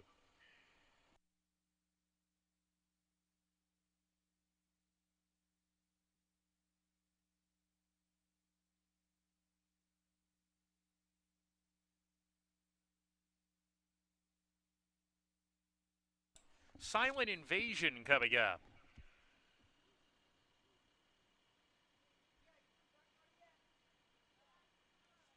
Two back. Grace Reformed. Fancy Feline to round out the field. We kick off the late pick 5. Race 4 over a sloppy surface here at Finger Lakes. We're ready to go. And they're off. Good start from Grace Reform. She won the start, but takes back, tumbles a little bit quicker. Love My Candy on the inside, rushing forward to be part of the action on the lead. And it's Love My Candy strides in front. Tumbles happy to track from the second spot. Ruby's Mission third. A tightly clumped up field hits that clubhouse turn. Fancy Feline is next with Grace Reformed. And Silent Invasion inside of that pair as the 6 runners charge around the clubhouse turn. Love My Candy has fleed from the pack. 2 lengths ahead approaching the backstretch run. Tumbles running in second with Ruby's Mission approaching the backstretch. Another length and a half to Silent Invasion. Fancy Feline. Similar margin to Grace Reformed, who is at the caboose of the field. 7 off the pace. 5 furlongs to go. Love My Candy strides out. Still leads by 2. Ruby's Mission a clear second now. Tumbles has retreated to third, while Shown More Rain to turn it around. Joined by Silent Invasion, who's kept on the outside. Grace Reformed in the meantime gets to the rail on the inside path approaching the turn. And Fancy Feline is at the back of the field as they go into the far turn. Love My Candy, 3 ahead with 3 furlongs to go. Has increased the leading margin a little bit here. Ruby's Mission sent along to get after the front runner, who has opened up 4-5 approaching the quarter pole. Love My Candy, the one to beat at this point. Love My Candy, 6 ahead, 7 ahead at the top of the lane. Ruby's Mission in the second position here, and then comes Grace Reformed as they come down the lane. Love My Candy in front by a commanding lead. The margin 7 or 8. Grace Reformed into second, and then Ruby's Mission. But as they come to the line, just like her sire Empire Maker in the Belmont Stakes, Love My Candy, love the slop. Love My Candy, well clear. Ruby's Mission second, Grace Reformed third, Silent Invasion fourth.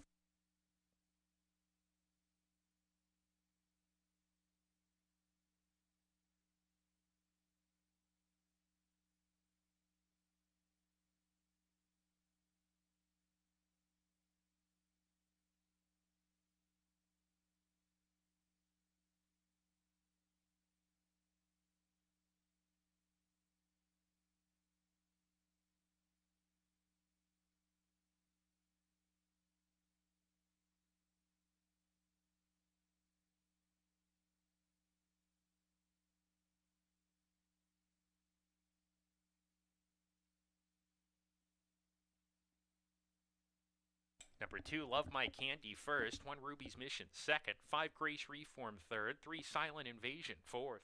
2153, your top 4, 2153. Please continue to stand by until the results are declared official.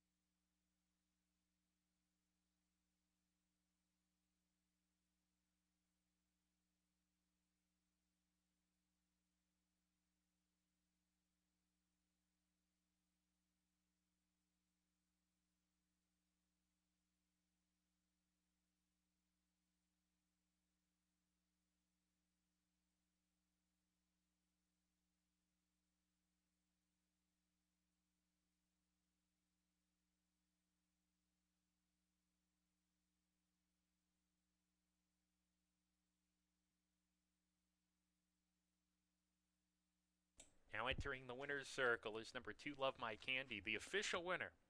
4-year-old Dark Bear Brown filly here by Empire Maker out of Maria's Candy by Candy Ride. Love My Candy, bred in New York by Pine Ridge Stables, now owned by Langpap Stables and trained by Anthony Ferraro.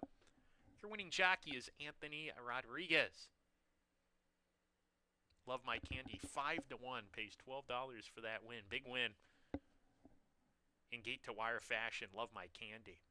Early pick 4, 4 of 4, 5512, $74 even. The 5th race begins the late pick 4. It's coming up next, a 5-furlong event for maidens, 2-year-old fillies. Make the jockey on number 1, Belmontis, Carlos Camillo. Post time for the 5th race is 19 minutes away.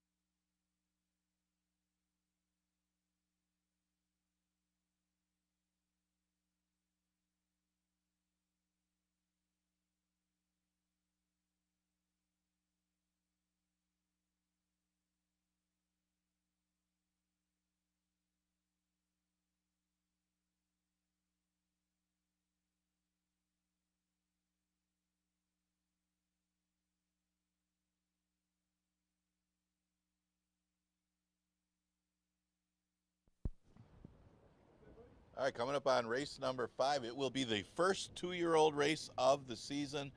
It is for the 2-year-old fillies going 5 furlongs. Looking back at the 4th, that's 2 in a row for Love My Candy. Didn't know which one that they would put on the front end. They opted to go with Love My Candy. Worked out in a sense, as that one was able to get the easy victory. Of course, Silent Invasion unable to pass horses, but Love My Candy able to go to the easy victory when she had the clear lead. That one's in sharp right now. 2 consecutive victories since stretching out by Empire Maker. Loves the distance and certainly didn't mind the off track today. 5th race, and you look at this one, there's only a couple horses that have started. Actually, you got 3 of them in here that have had some racing experience. And you probably won't get a short price favorite on anybody in here. I mean, Triple Sweet's run twice. She's run the most, and she didn't beat a horse last time, but she ran against tougher competition in both of her career starts.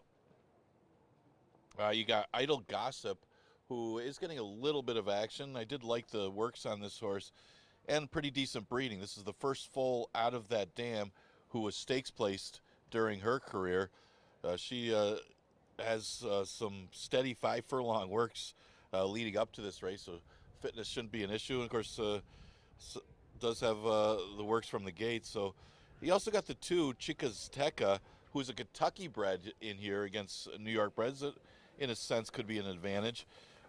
This is out of a dam that's a half to Her Eminency, who's second in a Grade 1, also a multiple stakes winner.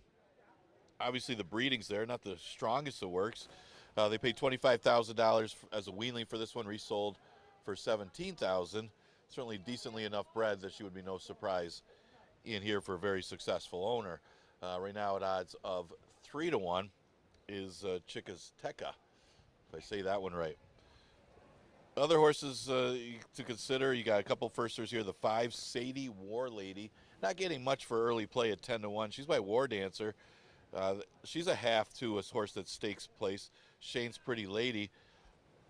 She's got every reason to be a runner as well. Again, nobody really stands out as far as the works are concerned. And the other thing, now you add in a sloppy racetrack, as we're steadily getting rain right now, and 2-year-old fillies tough enough making their first starts, and then you're going to add in a sloppy track. Well, nobody in this race is, you could look at it and say, well, this one's superiorly bred for the off track. It just isn't like that. You have a couple of horses that have some breeding in them with off track breeding, but not to the point that you say, wow, this one really stands out as a horse that's an off track lover. That's just not the case. Belmonte's getting some play. This one gets another rider change. Camilo will be aboard. Did take some money in the debut, got off poorly, and just was never in it in the slop at Laurel. Of course, the trainer very good with 2-year-old fillies, and I guess it's a positive sign that she's getting some play at odds of 4-1. Exacta Tri Super Daily Double and Pick 4 starts in race number 5. It is the first 2-year-old race of the season. This one for the 2-year-old fillies going 5 furlongs.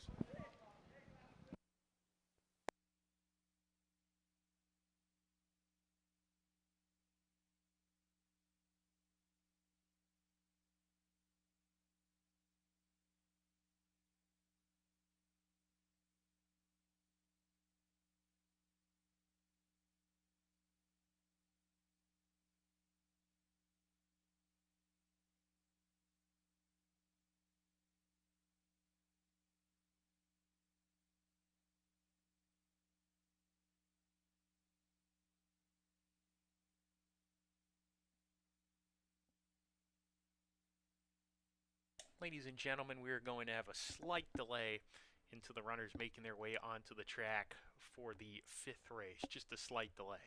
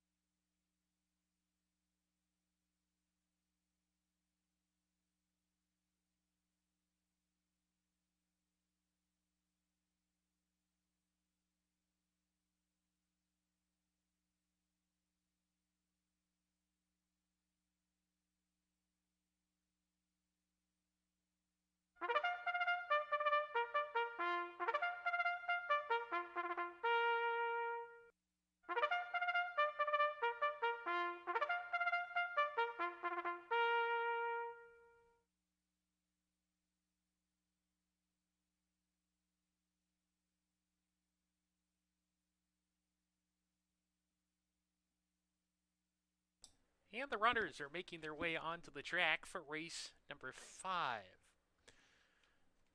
This race starts the late pick 4. Number 1 is Belmontes, Carlos Camillo riding today.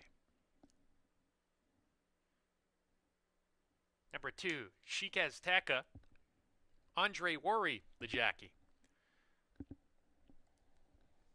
Number 3, Idle Gossip, Jeremias Flores with the ride. Number 4 is Triple Sweet, Luis Perez signed on. Number 5, Sadie War Lady, Anthony Rodriguez, looking for 2 wins today. Number 6, Hard to Love, Emmanuel Di Diego, the jockey. And number 7 is Banker Murray with Jackie Davis. 1 minute to post for race 5, start of the late pick 4.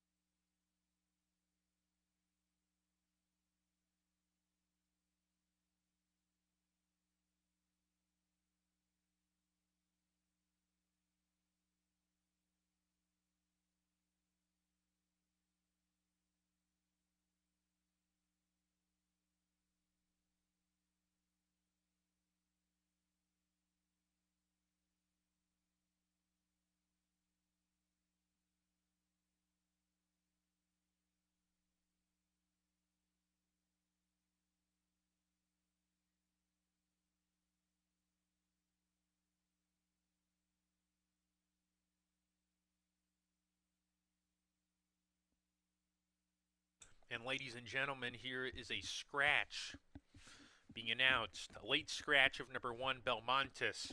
Again, we are scratching number 1, Belmontes, per advice of the track veterinarian. If you have win, play, show, exacta, trifecta, superfecta wagers on Belmontes, you'll be refunded. Daily doubles and pick threes if you're still alive after the first leg of those rolling doubles and pick threes.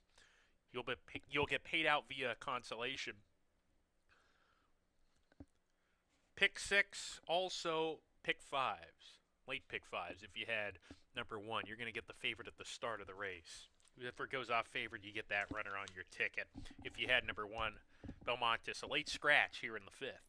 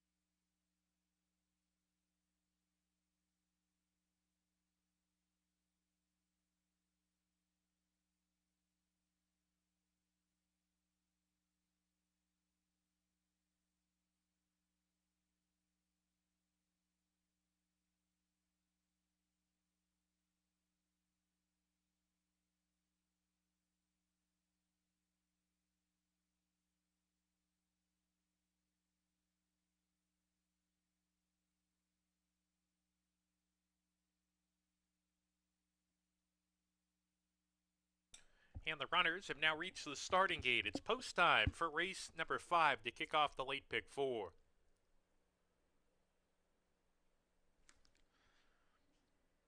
Chic Azteca in the purple jacket, loading, now inheriting the inside post with the scratch of number 1.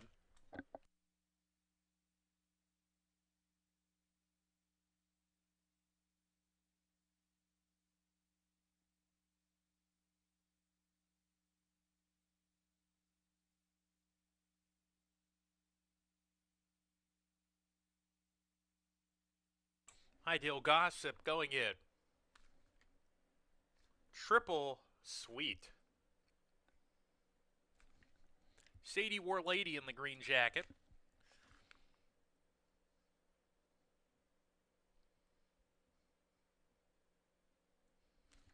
Hard to Love. Post 6, second to last. Banker Murray, the outside post. Here's Banker Murray. We're ready to go. And we're off. Good beginning for the Maiden 2-year-old fillies. Idle Gossip, sent hard, shown a lot of rain to show the most speed she's got, and she's got the lead now, clears off by about a length. Triple Sweet running in the second position. Hard to Love is 3 wide in third, 2 off the pace. Another 4 lengths back to Sadie War Lady. Couldn't keep up, is already going in the wrong direction. Banker Murray just past her, and Chic Azteca well behind. A strung out group being led by Idle Gossip. The 4-5 favorite says, "Come and catch me if you can," and she scampered away to a 4-length lead and a quarter mile more to go. Oh no, she just bolted right as I said that, and she is now going to be pulled up out of the race. Just hopped the rail there, Idle Gossip. Wow, so they come for home now, and it's Banker Murray with the lead here. Triple Sweet on the outside, the only one that can beat her to this point. It's a 2-horse race. Banker Murray inside, holding on right now. Triple Sweet lunging late. Here's the line. Triple Sweet got it. Triple Sweet over Banker Murray. And then came Chic Azteca from far out of it. Gallops out well. We will have an inquiry, obviously, into that incident. Jeremiah Flores on his feet.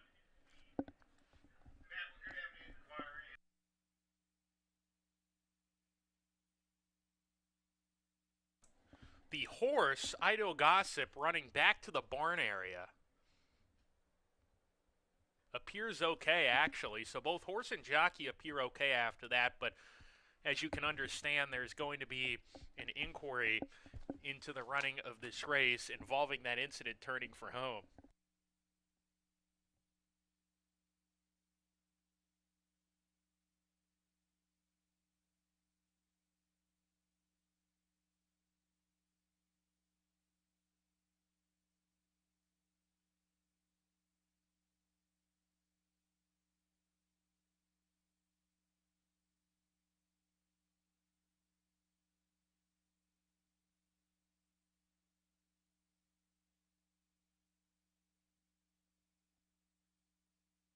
Photo for the win, ladies and gentlemen. Please continue to stand by.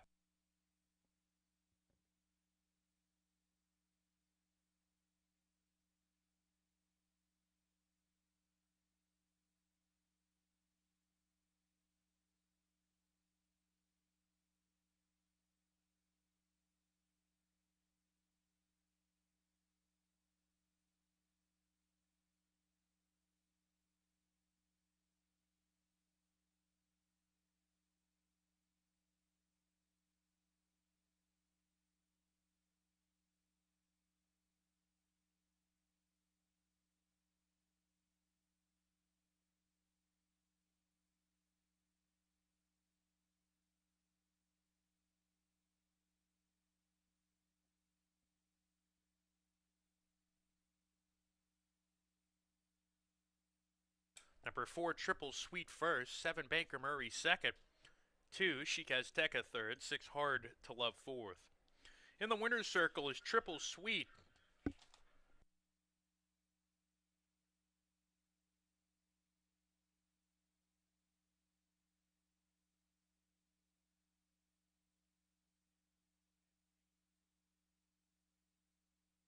Triple Sweet in the winner's circle. Ladies and gentlemen, the stewards are going to remove the inquiry sign. The stewards ruling that number 3 simply bolted, coming to the top of the stretch, caused her own issues. Thus, no change is necessary in this situation. Triple Sweet in the winner's circle. 2-year-old Bay Filly by Big Brown out of Sunday's Amesse by Artax. Triple Sweet, bred in New York by Irish Hill Century Farm, now owned by Twin Oaks Bloodstock, trained by Michael Ferraro. Luis Perez, your winning jockey. 4-7-2-6. Number 4, Triple Sweet was first. 7, Baker Murray second. 2, Chic Azteca third. 6, Hard to Love fourth.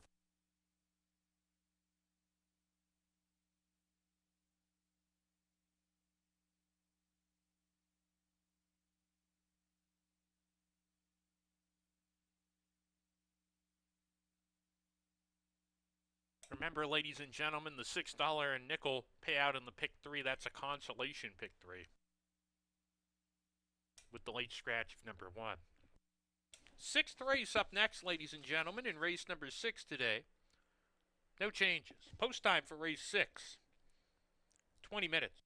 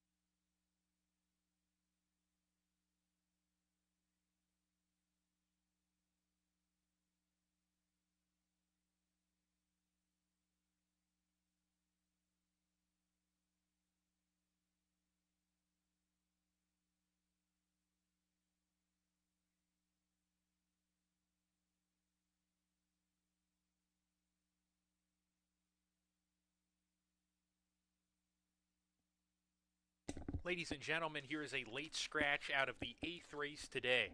Turning your programs to race number 8, scratch number 5, Betty Rubble. Scratch the 5, Betty Rubble in race number 8 today.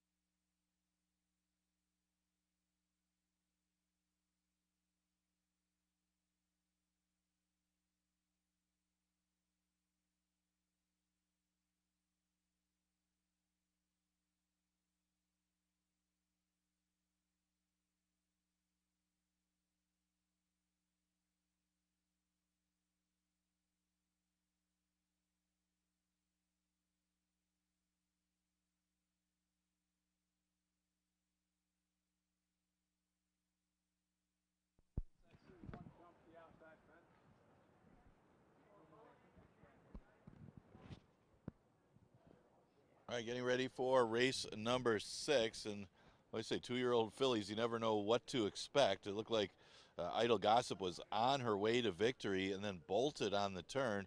And it was the two experienced horses, Triple Sweet and Banker Murray, ended up battling it out after that. But it did look like Idle Gossip was on her way to victory. Yeah, you never know in this game. But it was Triple Sweet who ended up with a victory, Louis Perez, for trainer Michael S. Ferraro.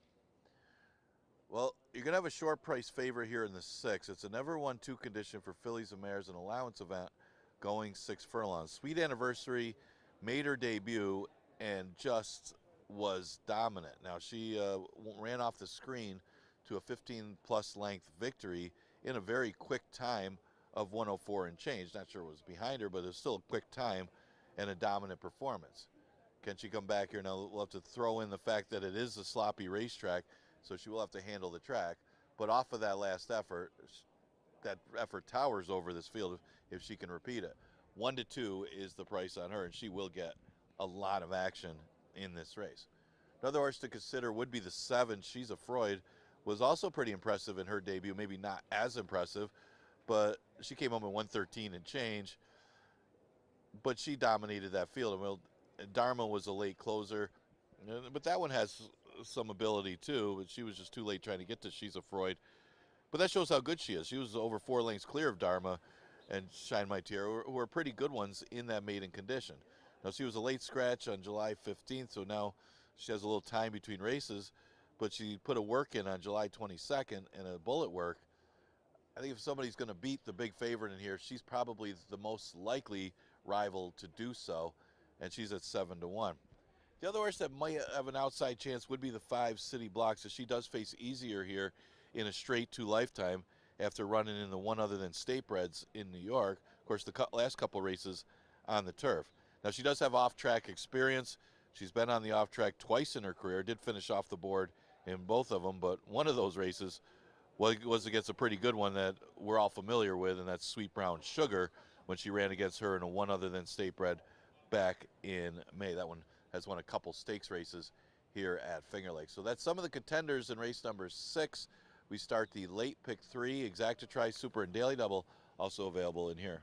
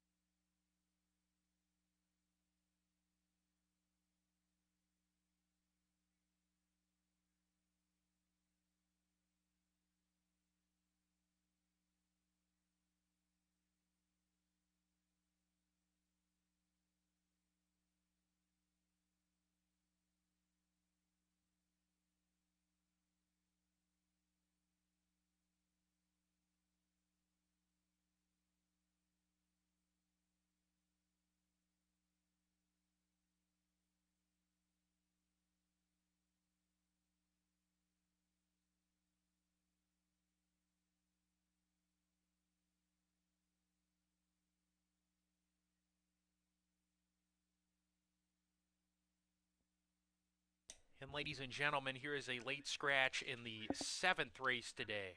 Turning your programs to race 7, scratch number 2, Central Capital. Number 2, Central Capital, a late scratch out of the 7th race today.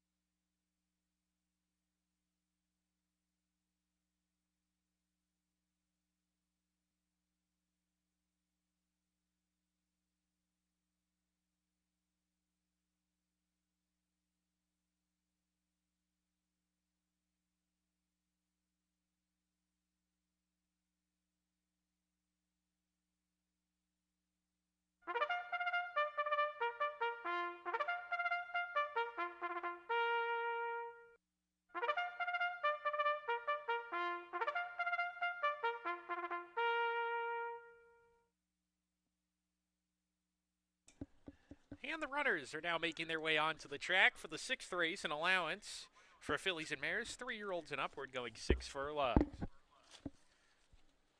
We kick off the late pick 3 here. Here's the field. Number 1 is Sweet Anniversary. Cabracoa, the jockey today. Number 2, Spites Dance. Luis Perez, the rider. Number 3, Exodus. Emmanuel Di Diego in the irons. Number 4, Who Asked You? Anthony Rodriguez in the saddle. Number 5, City Blocks. Heeman Harkey sports the green cap. Number 6, Find Your Joy. Andre Worry looking for 2 today. Number 7, She's a Freud. Kevin Navarro, the rider.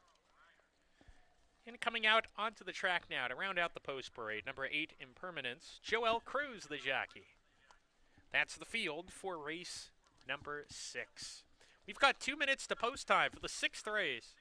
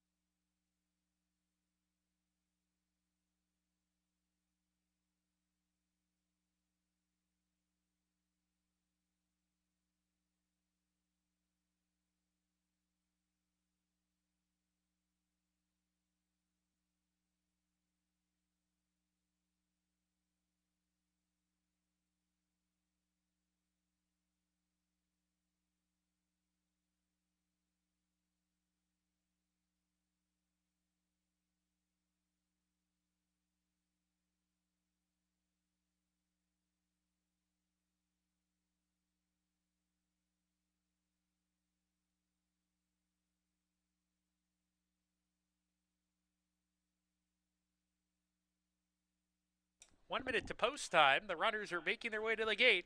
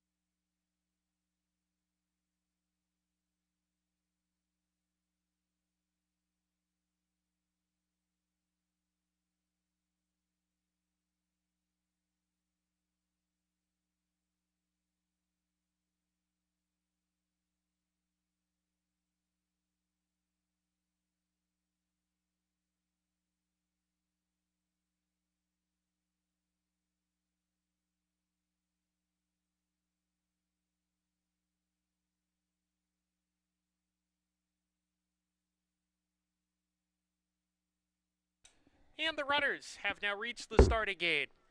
It's post time for the 6th race. A field of 8, voyaging 6 furlongs, Sweet Anniversary. Heavy favorite. 2 to 5 goes in. Spite's Dance, post position 2. Ixides in the blue jacket.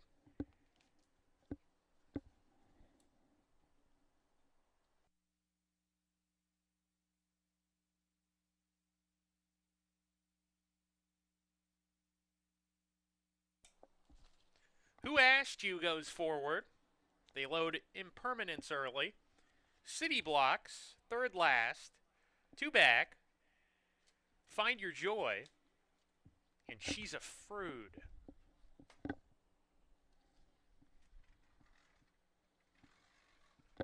Find Your Joy goes in.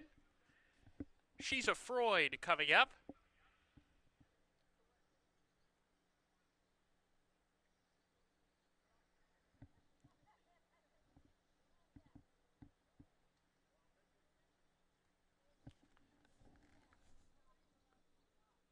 We're ready to go.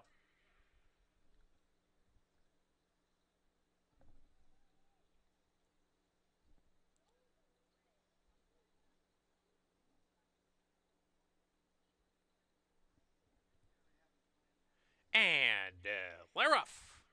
Good beginning for all the runners. Who Asked You in the middle of the field won the start and takes advantage of it, goes to the front. She's a Frood on the outside, moving up to press the issue early. Sweet Anniversary getting off the rail into the 3rd position.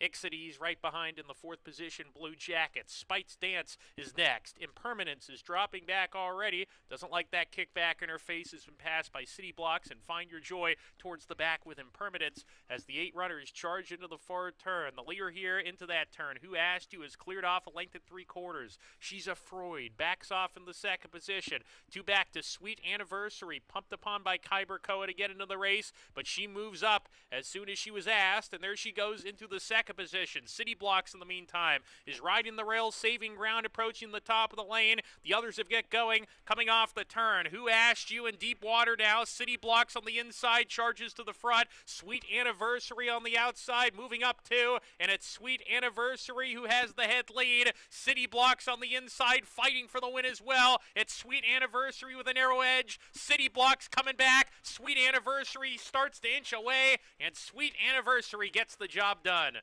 Second home was City Blocks, then She's a Freud. Photo for 4th. Who Asked You, the early pace setter, and Find Your Joy.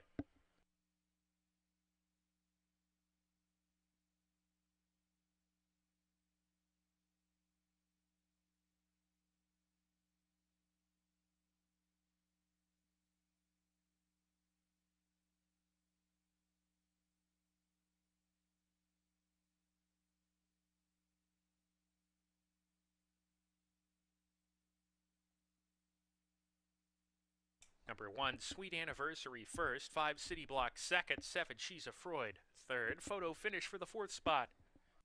Please continue to stand by until the results are declared official.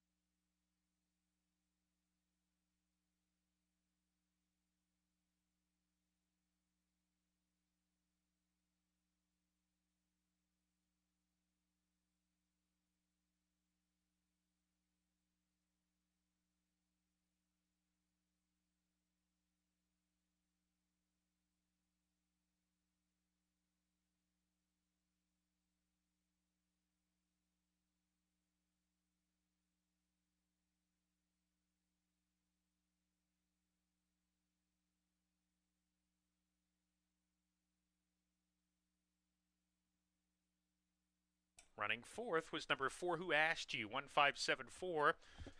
Your top 4.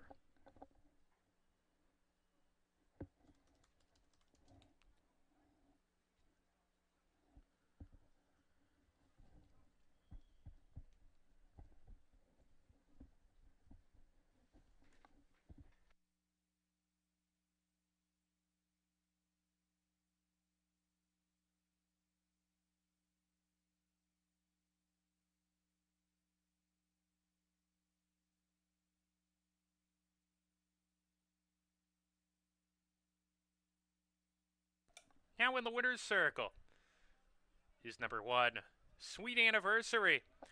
Sweet Anniversary is a 3-year-old dark bear brown filly by Solomini out of South Wing by Dixie Brass. Sweet Anniversary, bred in New York by Dr. Michael Gallivan and Cheryl Prudhomme, now owned by Michael R. Di Tommaso and trained by Anthony Ferraro. Cabercoa, your winning jockey, 260 for the win with number 1, Sweet Anniversary. Up next is race number 7. We remind you, in the 7th race, we had a late scratch of about 15 minutes ago in race number 7 of number 2, Central Capital. Field of a half dozen in the 7th race, voyaging 6 furlongs, and post time is 20 minutes away.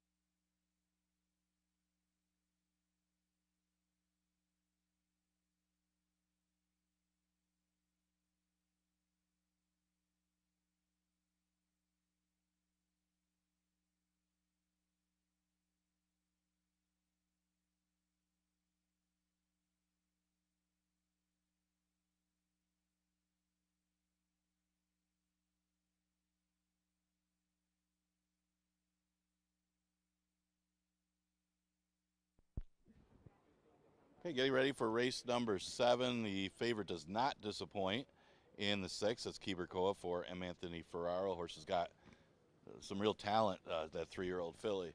We do start the last double of the day with race number 7, an allowance race for fillies and mares, one other than or never won 4 races. And you see here the money is early money on the 3 Dorothy Jesus. We had a late scratch of the 2 Central Capital. By the way, we also have a scratch of the last as well. I think it was the Pebbles or Betty Rubble, I think it was. But Central Capital out of this race. But Dorothy Dreams coming off a victory last time. Had to chase down stablemate Silent Invasion and then hold off Grace Reform. Both of them ran today. Of course, you didn't see the best running from Silent Invasion because she was forced to rate with a stablemate going to the front and winning the race. But it's still a big effort by Dorothy's Dreams. See how she handles the off track. She does have a win on it. Her only start on an off track was a victory. That was in a sprint. So 6 furlongs today, half furlong more as she cuts back in distance back to the sprint, makes her a logical player. Honest Banker could be the speed of the speed here. You do have Dale Avenue outside of her and Grand Lady Indy with some tactical speed inside of her. But I thought she might be able to make the lead in here. She comes back from Finger Lakes. She really was out of her element. A really tough field at Saratoga on the turf, and she's not really bred for the turf, so she was just didn't belong in the race. But coming back to Finger Lakes in a race like this one, moving to the state bred or 4 lifetime, I think they're all 4 lifetimes, really fits nicely. She ran second to My Bronx Baby and then beat and looked good against the 3 lifetime field. I think if she can bounce back off of that effort, didn't lose anything from it, she should be a solid contender in this race. She does have Dale Avenue outside of her. Dale Avenue is actually looking for 4 in a row going back to May. She did take advantage of a speed track a couple races ago, and then last time just beat her stablemate in what turned out to be an easier field. So she'll be tested today, as this is a tougher field, probably the toughest field that she's faced, but the waters get deeper as you keep winning. See how good Dale Avenue is out of Dean Avenue. She only had the 1 start on an off track, but that was her debut. Can't really gauge anything from that race. She's at odds of 7-2, is getting some support in race number 7. Exacta Tri Super and Daily Double offered in this race. Got about 7 minutes to post.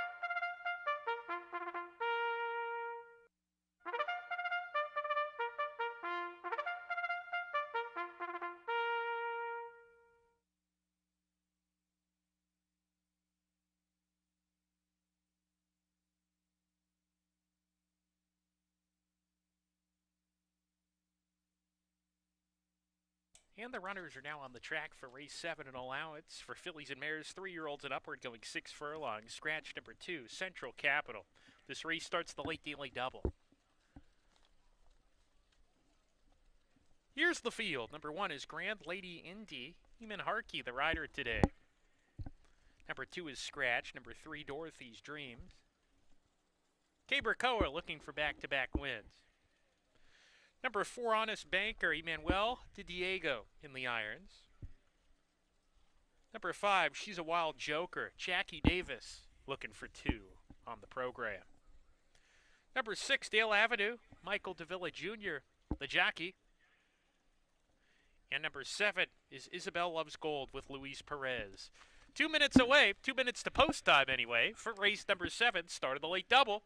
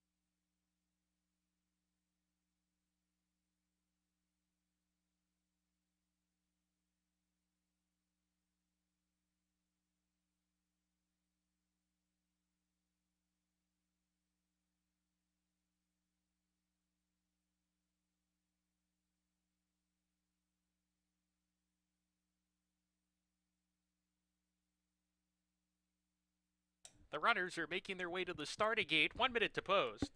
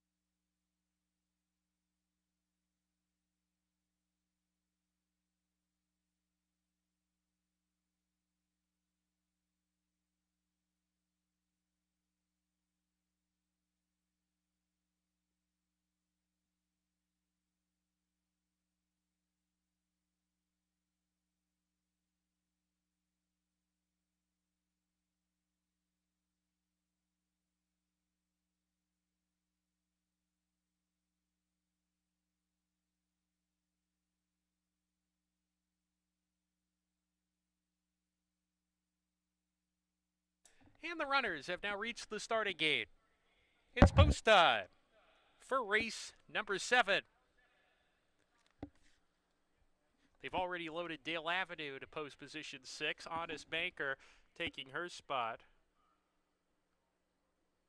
Grand Lady Indy, the next one to load in.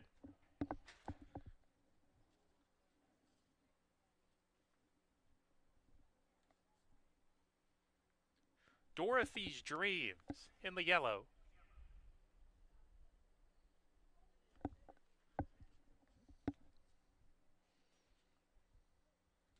Two back, She's a Wild Joker. To the outside, Isabel Loves Gold. We're ready to go. And we're off.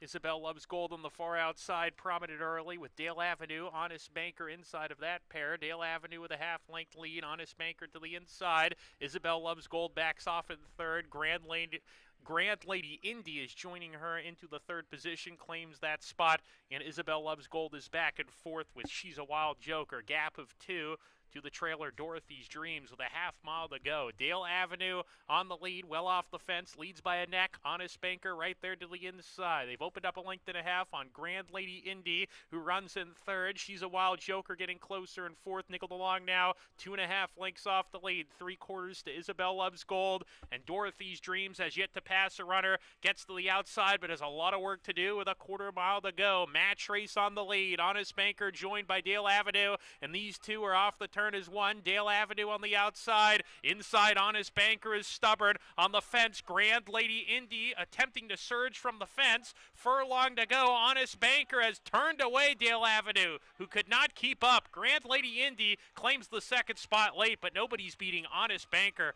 who is as honest as they come today. Grand Lady Indy second. Dorothy's Dreams from the back gets third. Does her best work late. Dale Avenue fourth.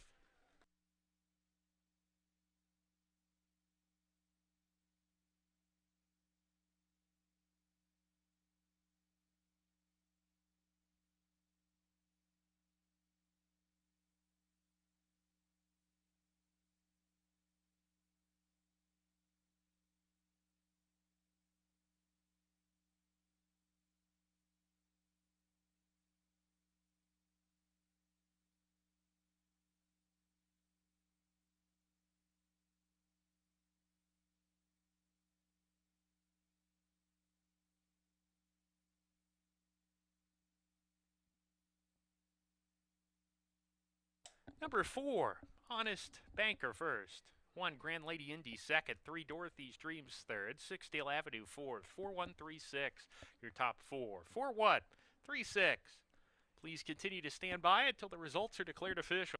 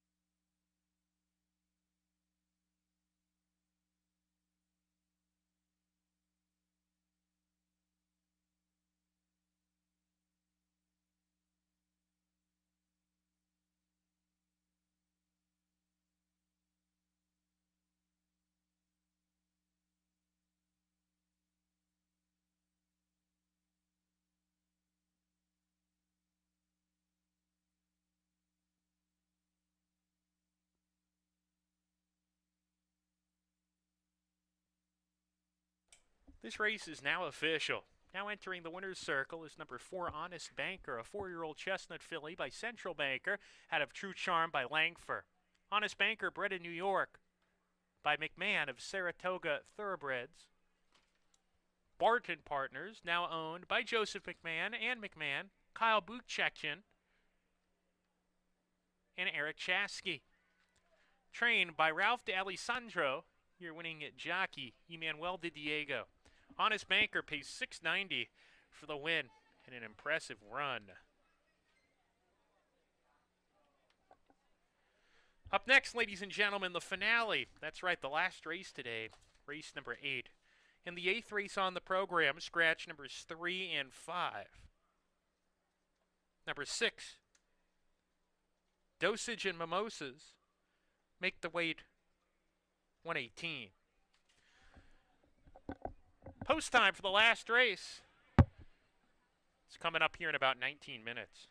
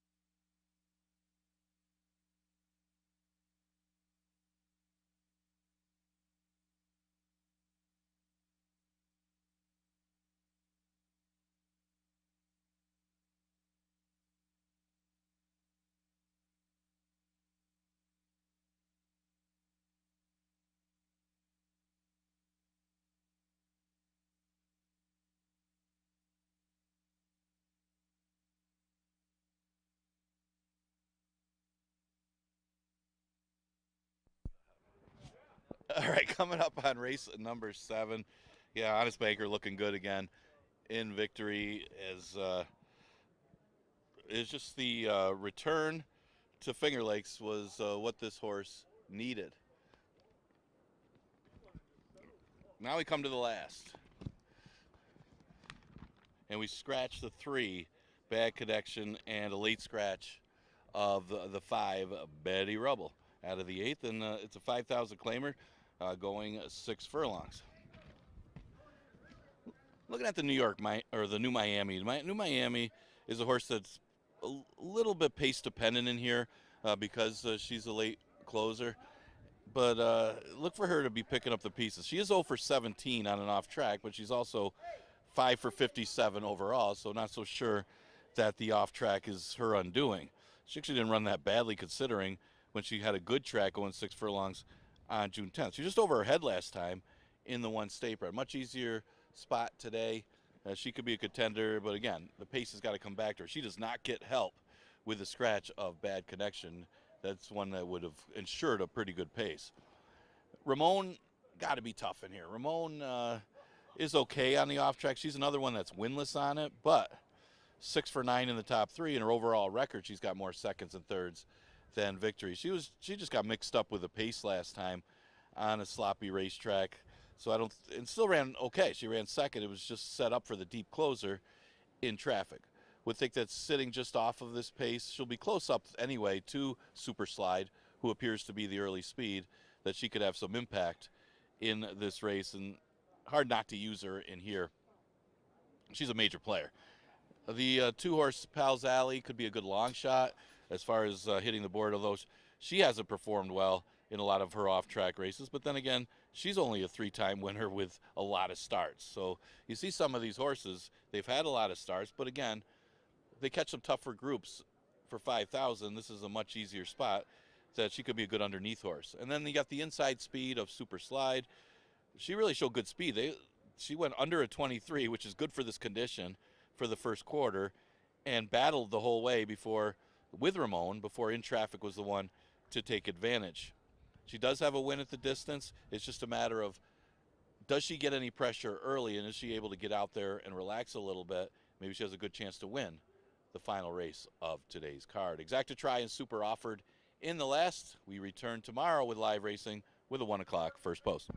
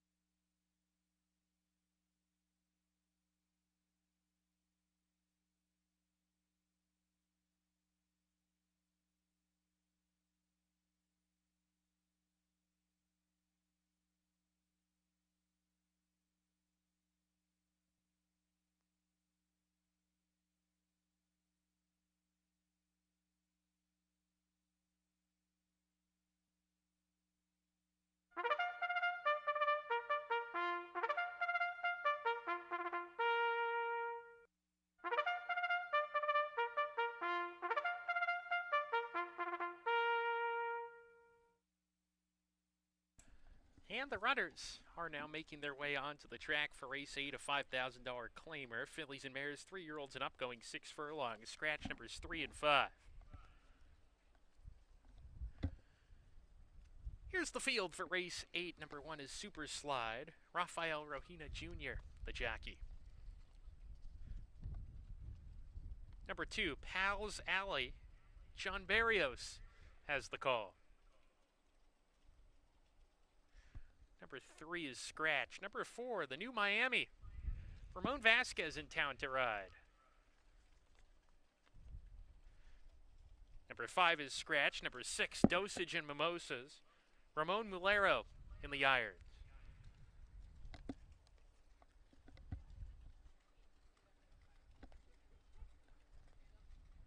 Here comes number 8, Clifton Punch.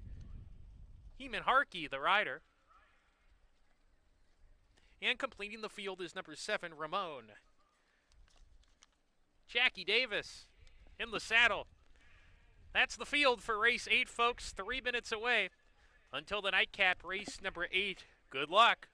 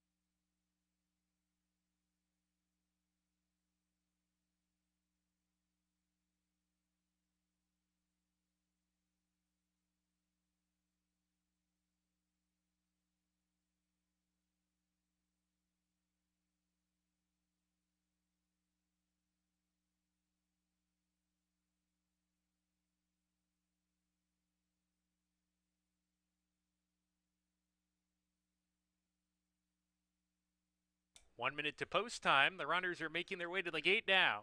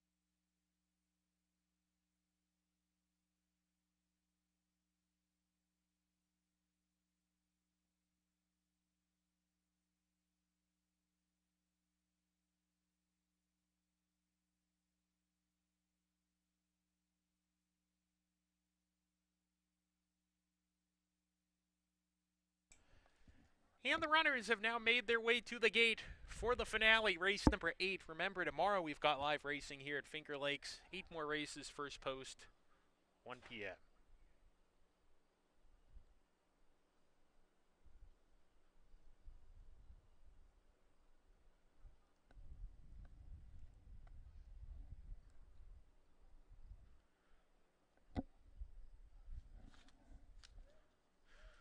Super slide to the inside post. Pal's Alley, post 2.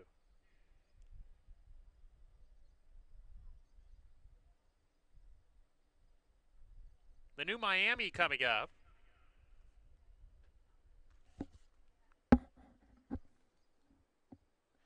Dosage and Mimosas. 2 back. Ramon. Clifton Punch to the outside. Good luck in the nightcap. We're ready to go.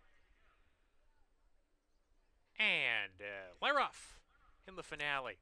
The new Miami leapt in the air at the break and is towards the back of the field. A tightly clumped up field early, though, as Super Slide takes initiative, goes to the front, strides 2 ahead of Dosage and Mimosas, who runs in second. Pal's Alley third. Ramon to the outside of that rival. A gap of 2 to the new Miami after the bad break is second to last, and that leaves Clifton Punch to trail the field well behind, at least 10 off the pace setter, Super Slide, who hits the far turn with a 3-length edge, puts the pedal to the metal. Ramon picks up the running in the second position. Pal's Alley is backing away. Dosage and Mimosas between rivals now, rounding the far turn, getting closer as Super Slide has come back to the other 2, only in front by a length.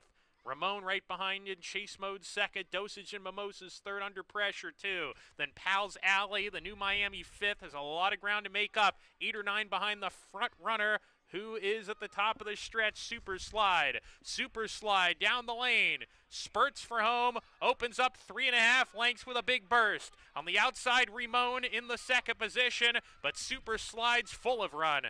And Super Slide went right to the lead and never looked back. Super Slide, a convincing winner in the finale. Ramon was second, Dosage and Mimosas third. The new Miami checks in fourth.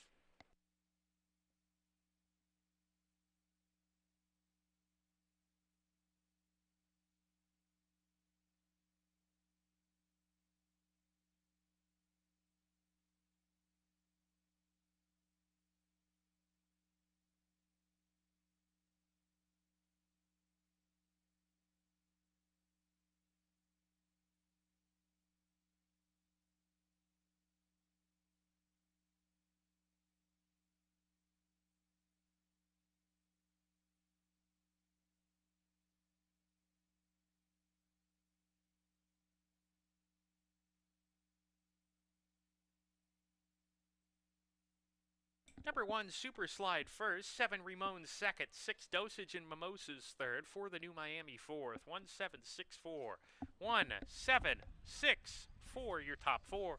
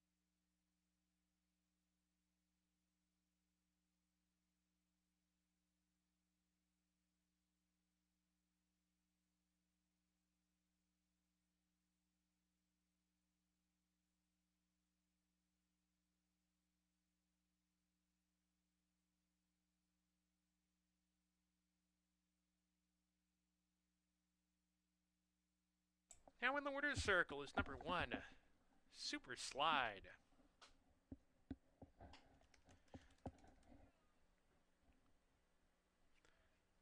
Super Slide is a 4-year-old Bay filly by Congrats out of Drosselmeyer's Smile by Drosselmeyer. Super Slide, bred in New York by Francis Palangeli, now owned by Donna Beretta, who also trains your winning jockey, Rafael Rohina Jr.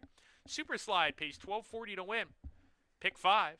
5 of 5, $675.50. $1 pick 6, 5 of 6 consolation, $20.30. $1 pick 6 of 6, $3,501.50. Late pick 4 for 4 of 4 returns $101.62.